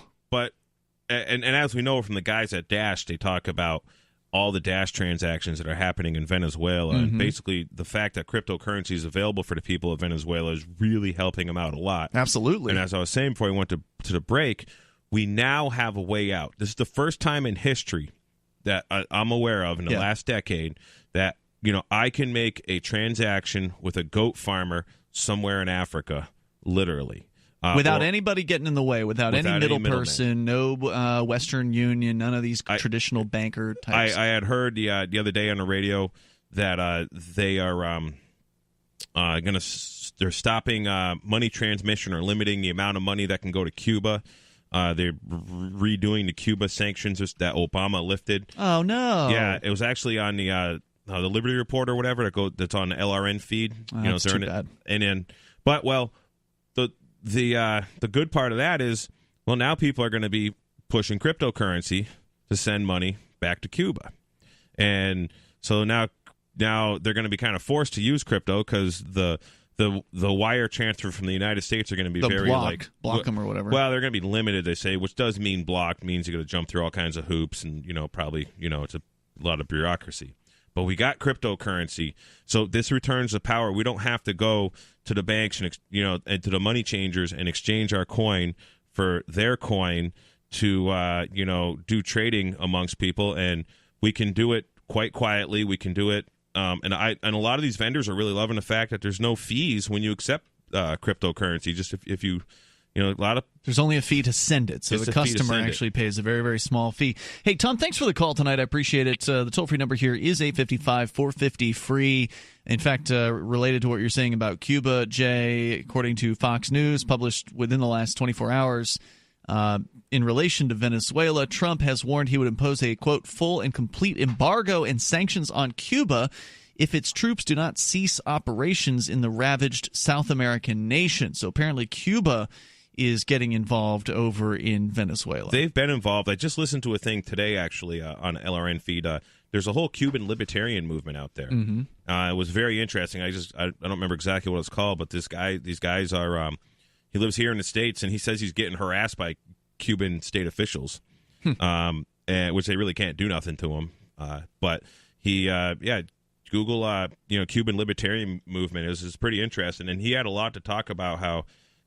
Castro was, very much in bed with the Venezuelan regime. They're very close. Yeah, sure. Venezuela doesn't have a whole lot of international friends, but Cuba is definitely one of them. And it's too bad that, again, I don't agree with sanctions. I don't agree with embargoes or anything like that. I think the best thing that the United States government could do is to leave these other countries alone, let Americans trade with whoever they want to. Because if you want people to like the United States people, the people of America, then they should be able to interface with them and transact business with them. And prohibiting that just hurts the people. It hurts the people of the U.S. It hurts the people in Cuba as well. There's more coming up here at 855-450-FREE, 855-450-3733. This is Free Talk Live.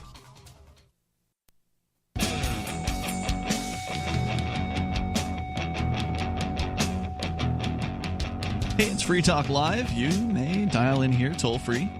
855-450-FREE like freedom. That's 855-450-3733. Whether you want to comment on what's going on internationally, specifically in Venezuela, that's sort of been part of the focus tonight. But you can also take control of the airwaves and bring up anything that you want. With you, it's Ian, Jay, and Angie. And also want to make sure that you know about AnyPay. In fact, we were just talking about them during one of the breaks. Because there's a pizza place apparently in Vermont that wants to start taking cryptocurrency. And the nice thing about AnyPay is they make it super easy. If you've got a real-life business with, point of sale, cash register, and, you're taking credit cards, you really ought to be taking cryptocurrency because then, and I don't know if we made this point on the air, maybe you did, that if you take cryptocurrency as a business owner or anybody, you're getting 100% of the total sale. Whereas when you're taking a credit card, you're paying usually about 3% to the credit card company. Out of your profits, you're paying money to these credit card companies just for facilitating the transaction. And you're also, especially here in New Hampshire, and this happened in Denver, Colorado also, when people got set up with taking cryptocurrency, you're going to start, in Denver, they started getting customers they never saw before. It's like these convenience stores. And Cosmic Convenience in Boulder, Colorado started taking, or Greeley, Colorado, and they just, because they showed up on the Bitcoin map, they got new business. And that's the thing. I always try to look on these Bitcoin maps anytime I go to some city or somewhere. Me too. Almost never find any of the places that were there. Almost never. I noticed that. But if that one I do find, yep. I went to one place. A couple of places in Portsmouth, because Portsmouth, Derek and Steven done a great job. Portsmouth, New Hampshire. Portsmouth, New Hampshire. And I actually bought some socks off the one. I would never buy boutique socks, but I bought some socks with like llamas or something for my sister-in-law. Oh, yeah, the llama wool or whatever? Yeah, that's what it was. Alpaca? Something like that. Alpaca. It was some kind of fancy wool. They were like $15 socks. But I would have never even walked in the store except for they accepted cryptocurrency, and I just wanted to support it. Yeah, there's a good community of people who are into cryptocurrency. Now, of course, there's no guarantee that it's going to do a noticeable increase of your business. Right, but new faces show up in these convenience stores is what is the feedback I got. So if you want to take crypto, and look, at this point, it's early, okay? In fact, I had a local business owner saying to me she was thinking about no longer taking cryptocurrency because it just wasn't that much of her business, like very insignificant, right? And so I kind of said, well, that's actually not a bad thing if it's insignificant, because it means that it's no big deal whether you cash it out or not. Like if it's, if it were 10% of your business, you'd probably have to cash some of it out so you could, buy more product because your suppliers don't take it, or you've got to pay your employees or whatever. But if it's just a small portion, then it's like almost, if it's a food place, it's like you're turning your food into cryptocurrency. You're taking whatever food costs you have, which are very, very small usually, and you're turning that into crypto at whatever the full price is that you're selling the food at. So it's almost like, a very small investment without having to do a whole lot. You've got people bringing crypto to you, basically. And with me, most of my business is cryptocurrency that I receive. But that's not how it used to be. You've changed your approach over the years. I'm also in New Hampshire now, too. Really helps, and I've there's more people with it here who want to spend it here. Correct, and I'm in that submerged in that community, and I give priority to those who are liberty types and into cryptocurrency. Don't you give a discount or charge more for people paying cash? Basically? Yeah, basically it's like I say something like, cash price is $60, Bitcoin price is $50. Right. Checkered credit card price is $100. So like for does anybody pay with check? Yeah, actually, I just got a check today from a guy. Yeah, one guy. Yeah. Well, you got to deal with that. You don't even have a bank account, so it's like a hassle for you to deal with a check. Right? I basically charged him double. Yep. To write me a check. Wow. And amazing. He was like, okay. And I had to make it out to another business that I do a lot of business with. So they'll and I have an account there, and they just put it on account, and I go buy lumber and diesel fuel there, and it works.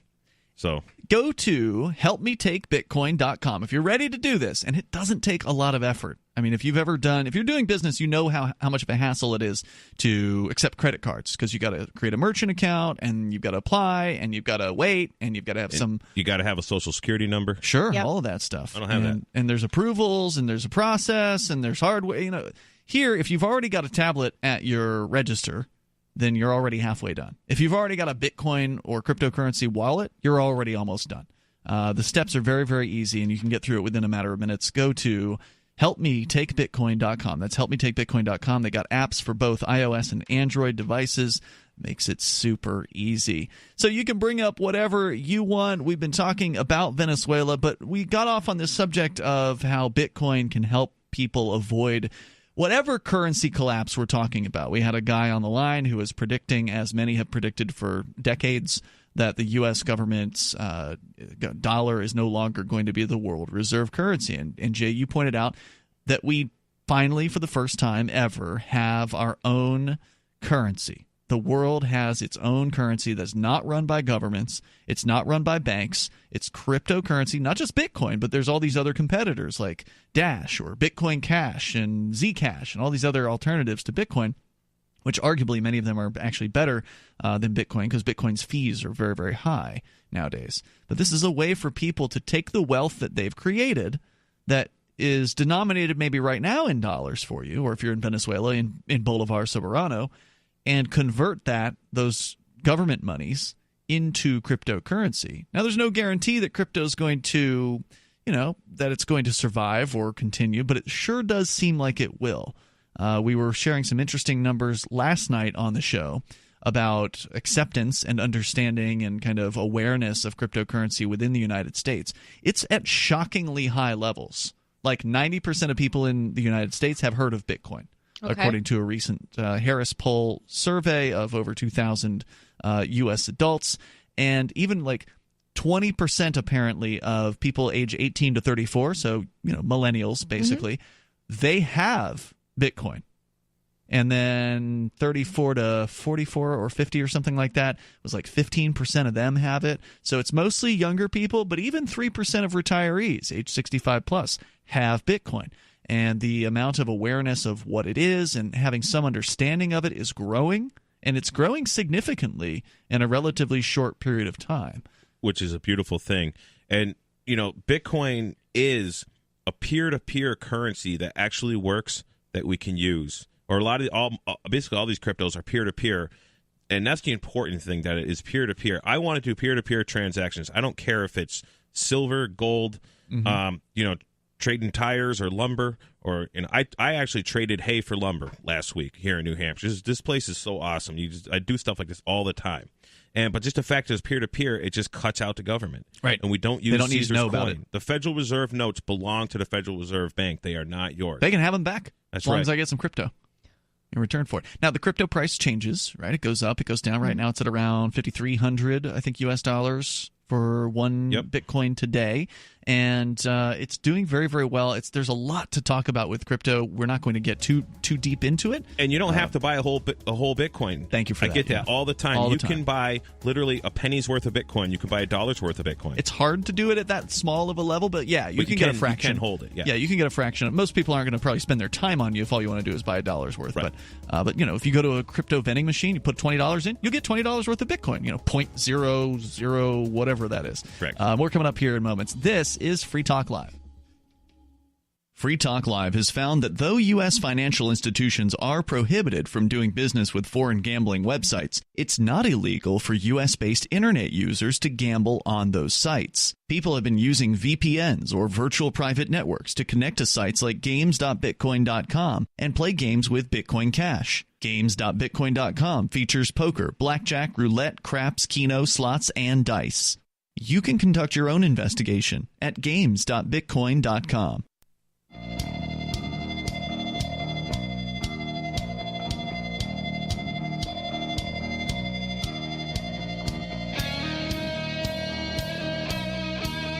It's Free Talk Live. Dial toll free. Bring up whatever you want. Our number here is 855-450, free like freedom.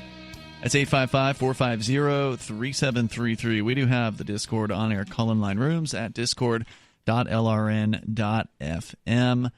And you can join us online over at freetalklive.com if you would like. There are emails that we can send you. Usually like once a week, we'll give you a kind of like an email update on what's going on with Free Talk Live. You can sign up for that email list over at freetalklive.com. Just scroll. You don't have to really even scroll very much. It's right there toward the top and the center of the website. Unless you go during our live show, in which case then you have to click into the main page of the site because there's like a little splash page that comes up where you can listen live while we're live. But normally it's on that second page or the main page at freetalklive.com. Anyway, we're going to go to your calls and thoughts. Sarah is on the line in New Mexico. Sarah, you're on Free Talk Live. So the CVS stores stocks went up by 4%. What store? Oh, sorry. Can you try that again? CVS, the drugstore. Uh-huh. Yeah, their stocks went up by 4%. When? So, Bitcoin does it all the time. Yeah. Well, the thing is, but why is that? But well, you have to look at what time frame, Sarah. Did it do it over the last 24 hours? Did it do it over the last year? Do you have any idea? Did they report some earnings? Was there some insider stuff? There's all kinds of elements and calculations. And, it can be that some major retirement fund started buying into CVS and other ones started buying out. It's just so many reasons that this could happen. Yeah. You never know. Bitcoin, by the way, up 27% in the last month. So 4% in what time period? What else? She doesn't know. What else could it be other than they stopped selling cigarettes? They stopped selling cigarettes for like a year or two. Oh, I didn't even know that. You hadn't heard about that? Oh, well, yeah, I've no, it was heard a few years back. CVS completely got rid of cigarettes. Well, I don't buy cigarettes, so it doesn't affect me. Why? What was the reason? Purportedly to, discourage people from buying cigarettes. Oh, that's good. They are supposed to be like a health store, They push vaccines, though, which, as far as I'm concerned, are far more damaging than cigarettes. Are they the ones with the health clinics? Like the Minute Clinics or whatever? I don't know. I'm not sure about that. They've got a pharmacy or whatever. Yeah. They have a Minute Clinic. But, also I've been talking about CVS on this radio station, the, nationwide station. I'm encouraging all of the non-smokers to give them business and put, and stop going to Walgreens. So, Sarah, if this was such an obvious thing, if you figure that stopping selling cigarettes leads to more business for CVS, because that seems to be what you're saying, then for sure you went and bought some stock once they stopped selling, right? Like you caught wind of this, you thought, oh wow, this is going to be a big moneymaker, and you went and bought a bunch of CVS stock, right? I have never bought a stock in my life. I can't even own. I don't know. I've never owned a CD in a savings. So you don't really believe in it, then, is what you're saying. You just sort of after the fact, you're kind of pulling this out of your butt, so to speak, and saying, "Oh, you believe this is the reason why." You didn't really back them. You're not really a supporter of this. Well, I mean, the thing is, this is just a speculation. But this is okay. I'm glad you were able to admit that, because you sounded really sure of yourself earlier. Well, but this is what I wanted CVS to prove to the world and to Walgreens that you'll actually make more money. If you get rid of all these unhealthy things, instead of being obvious, you sell liquor. I don't know. Wouldn't CVS make more money if people were unhealthy? Because then they'd have to sell the medicine, right?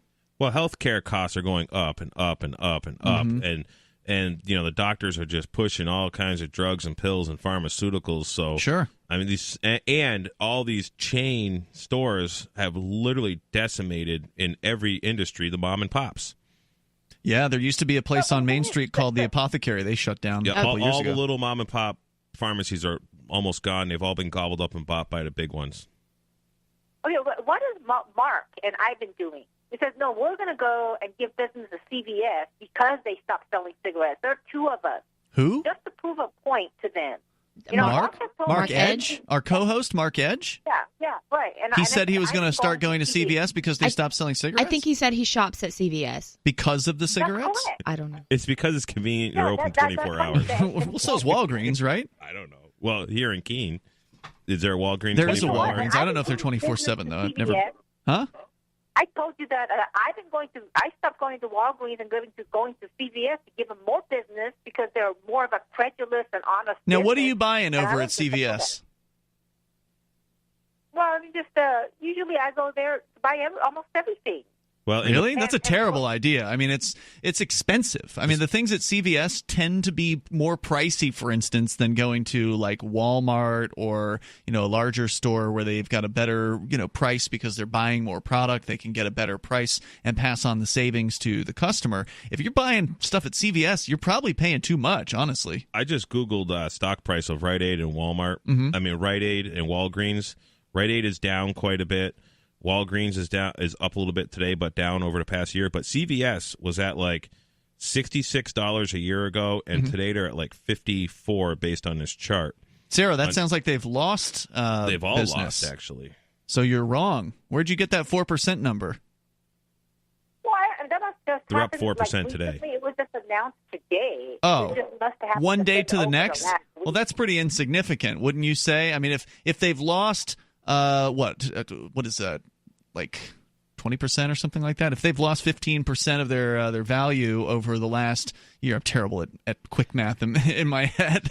But if they've lost way more than 4% over the last year, then earning 4% in a day is just a little blip. That's nothing.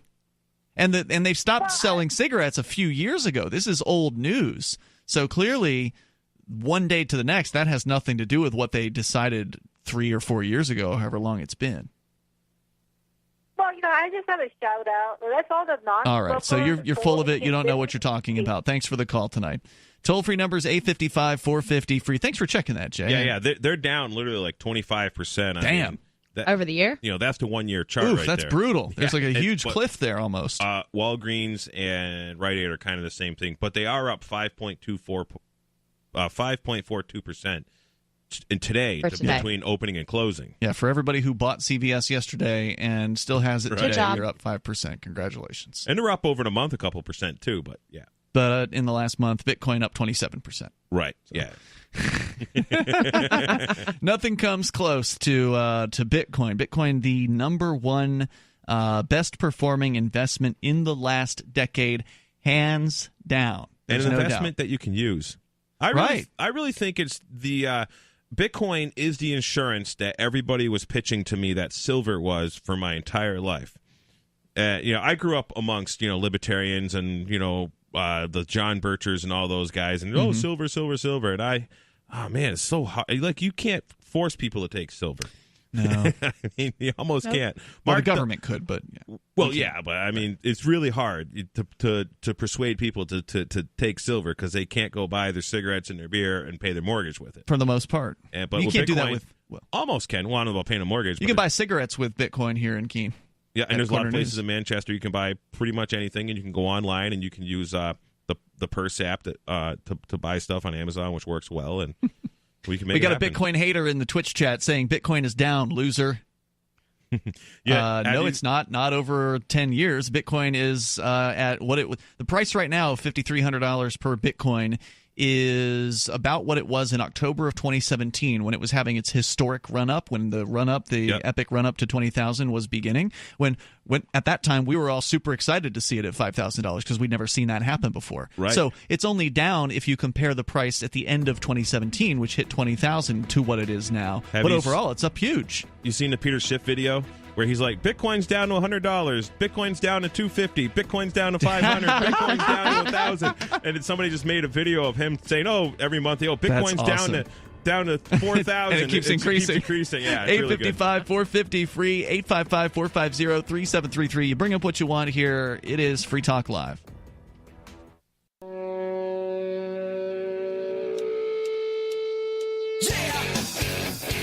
Free Talk Live. You dial toll free. Bring up whatever you want. Our number here, 855-450 free like freedom. That's 855-450-3733.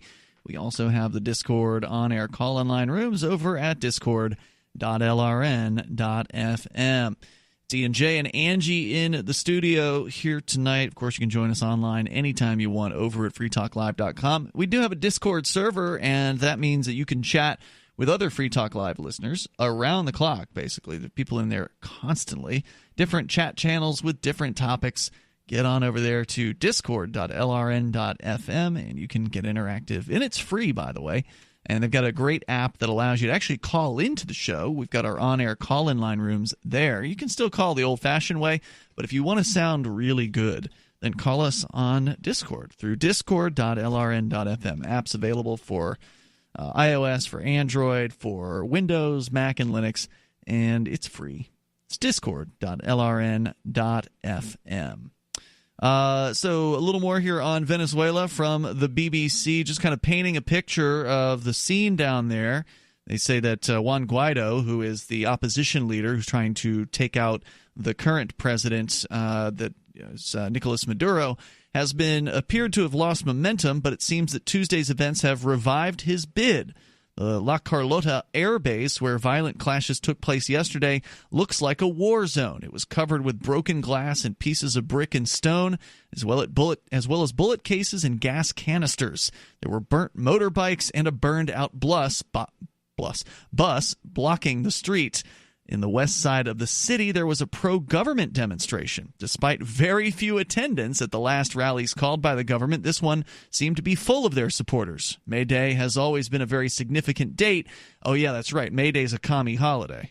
Yeah, and it's probably all government employees and pension earners who are... They're on the job, on the clock. Yeah, it's just like any other pro-government thing here in the United States. You know, they're either they're the cops or some politicians, or the breadwinner in their family is a the public parasite or whatever. Yeah, you're absolutely right. Here in New Hampshire, whenever you go to the State House, anybody that's speaking in favor of new laws and more government is almost always on a government payroll. Right. Or, the police chief lobbyist. And they're getting paid to be there. Government. Yeah, oh yeah. Whereas the rest of us who might come to testify against it, we have to take the day off of work to go and testify, while they're getting paid by taxpayer dollars to be there lobbying for more taxpayer dollars to be collected and spent on them. It's sick. Yep.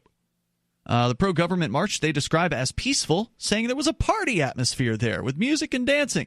From there, we went to a square in Altamira, the opposition stronghold. It was full of people, peaceful protesters so far, though there are reports coming through of shots fired somewhere in the city.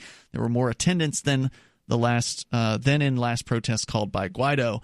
But the rest of the city was completely calm. We've seen people walking dogs and buying fruit. Some said they couldn't go to work on Tuesday because their employers told them not to, but their areas have remained peaceful. Guaido posted videos showing him with a number of military men in uniform, saying he had the support of, quote, brave soldiers in Caracas, urging Venezuelans to join them in the streets. He appeared alongside another opposition leader, Leopoldo Lopez, who's been under house arrest since 2014. Supporters on both sides then gathered around Caracas throughout the day, and there were clashes between Guaido's supporters and armed military vehicles. So it's a bit of a messy situation out there in Venezuela. And the thing is, with all these Venezuelan articles that I listen to and read, I mean, you can find one to just support whatever claim you want. That's true. There was the RT story that we shared a few weeks back on Free Talk Live, where RT had their correspondent go into a grocery store in Venezuela, and it was just basically a propaganda piece showing that, look, everything here's fine. There's all this food on the shelves. People are buying food. Everything's cool here in Caracas at this grocery store. Didn't they do that in North Korea once? The fake stores? Some documentary was like in some gated community or something, basically, or whatever. Yeah, North Korea has showpiece stores, basically, that are only for tourists. The people of North Korea are not allowed to go into these stores. Their shelves have items on them, but they're usually like no more than 1 or 2 deep. There's not really much inventory, and it's basically they exist just to make people believe that North Korea actually has a bustling, business or whatever, when in reality it's just a front essentially put up by the government. Now, I'm not saying the same thing's true about this store down in Caracas that they were in. Well, it's easy enough to set up anywhere. Well, I mean, sure, that's true. And who knows? I mean, I haven't seen a counter to the story. I would like to see like somebody saying, oh, yeah, well, here's what's really, the case. Because the news media had been reporting that the store shelves in a lot of cases are empty, that it's hard to get basic food products in Venezuela. So that was the purpose of the RT story, which, of course, RT is Russia Today, backed by the Russian government, the same government backing Maduro's regime. Correct. So, you have to question all of it. Mm-hmm. And, the claim that people are hungry seems to be the one that makes the most sense, because that's the one that you hear a lot more often. When you talk to people from Venezuela, they back that position. At least we've heard those. Well, things. You met those guys in Anarchapulco who were, right from Venezuela that were working on some cryptocurrency stuff. And we did, yeah. And they supported those stories, correct? Well, one of them seemed to support Maduro. Okay. So I don't know. If you're not there, you really don't know. But one thing we do know is there was definitely video of people being fired on yesterday in Venezuela, and there was definitely video of a armored personnel carrier ramming into a crowd of protesters, just running people over. I mean, there's those things you can't deny. And was there widespread blackouts in Venezuela? Yeah, there absolutely were. What were the cause of those blackouts that lasted for like 5 days? By the way, this was a couple months ago. That's another question. Some people say that it was the government completely mismanaging the electrical grid. There was actually something written. Oh, where did I hear this from? Somewhere on LRN.FM. They were talking about this memo that had been released or leaked or something, where it was like, well, this is how we can disrupt Venezuela. It was done like 5 years ago. We could take out their power grid, and this is how we can do it. And like the guy was reading like this memo that came from the Department of Defense that literally explained pretty much word for word what happened with the whole, power grid going down. But the big thing with socialist countries, when you have several generations of the state controlling all means of production, you get people that are so complicit, just like what happened in Russia. Russia couldn't, I've owned some Russian farm equipment. It is like American equipment from the 20s, and this stuff was built in the 80s and the 90s. And it's very barbaric. How did you get it? Well, you can buy. They're Polaris tractors. They're called. It was cheap. I love buying equipment that other people hate. Okay. Because like I could buy a 60 horsepower farm tractor that would cost you $15,000-$20,000 if it was a John Deere, for example, right, or a Case, and I buy it for like $1,000 because it's a Polaris and it's a piece of junk, but I get along with it, and I use that thing for years. But it's a Polaris tractor, Belarus, named after the country of Belarus, and I couldn't believe how archaic it was. But when you have generations of government controlling the means of production, the productive people are not incentivized to be productive. So what you produce is you basically produce after There's generations. no competition. You have no competition. There's no incentive to be productive. And the real productive, aggressive people leave. Right. They leave. And then what you're left with is people who just want to basically suckle on the nipple of the government. And then what you have is you have a generation of literal zombies that are left over that can't produce anything, that aren't interested in producing anything. And then when someone does have a garden and is very productive, the mobs of people just steal from them. They take it. So they just leave too. So this is why in Venezuela, I would assume they're going hungry, and which is ridiculous in a country of such vast resources, and they can grow tremendous crops, right? Right on the equator. I mean, year round, and they could just literally forage in the harvest. It's like goats do so well. You could raise livestock so good in Venezuela. Brazil, feeds a tremendous portion of the world, and is basically a similar landscape from what I understand. Mm-hmm. But Brazil's got a very capitalist, big.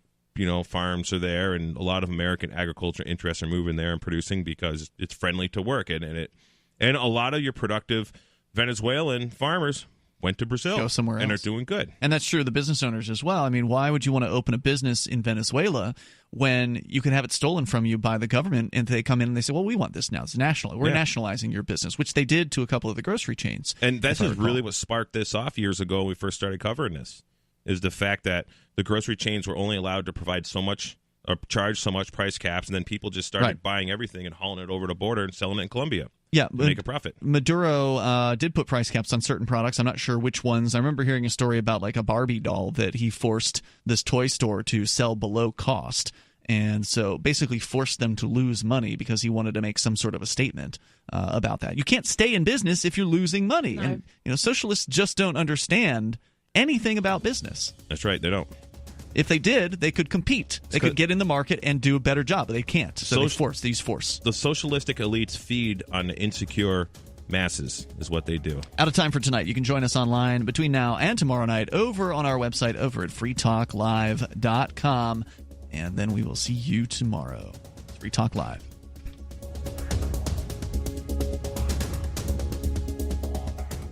Would you like to hang out with Penn Jillette? He's keynoting Freedom Fest this year. I, for one, am thrilled. Freedom Fest is the largest liberty-oriented gathering in the world. They take a Big Ten approach with libertarians, conservatives, liberals, anarchists, capitalists, and just open-minded people mingling together to hear real debates, share real solutions, and converse freely. This year's theme is the Wild West, a time of liberty and opportunity, or a time of anarchy and violence. Maybe both. Go to freedomfest.com/FTL and get your tickets now. freedomfest.com/FTL. Not convinced yet? Hey, I understand. It's a high-end event. Even with coupon code FTL50. Sure, you're likely to receive investment advice that'll make that sum seem paltry, but I have something special for you. Go to freedomfest.com/FTL and you'll get the 5 best speeches from last year for free. Call it a test drive. Do yourself a favor and go to freedomfest.com/FTL. freedomfest.com/FTL. Use coupon code FTL50 for a discount. Are you concerned that liberty, free market economics, and the values that made America great are no longer taught in schools? Well, so am I. So I got my son the Tuttle Twins children's book series. My name is Jack, and I'm 11 years old, and I just started the Tuttle Twins. So far, I have learned that some people can use the government to ruin the economy and destroy people's businesses. Give all the young people in your life a chance at reason and clear thought, because they're not going to get it at school. There are 9 books in the series, and each one teaches a set of ideas that children aren't getting elsewhere. Go to TuttleTwins.com and use coupon code FTL to get 40% off. Again, that's TuttleTwins.com.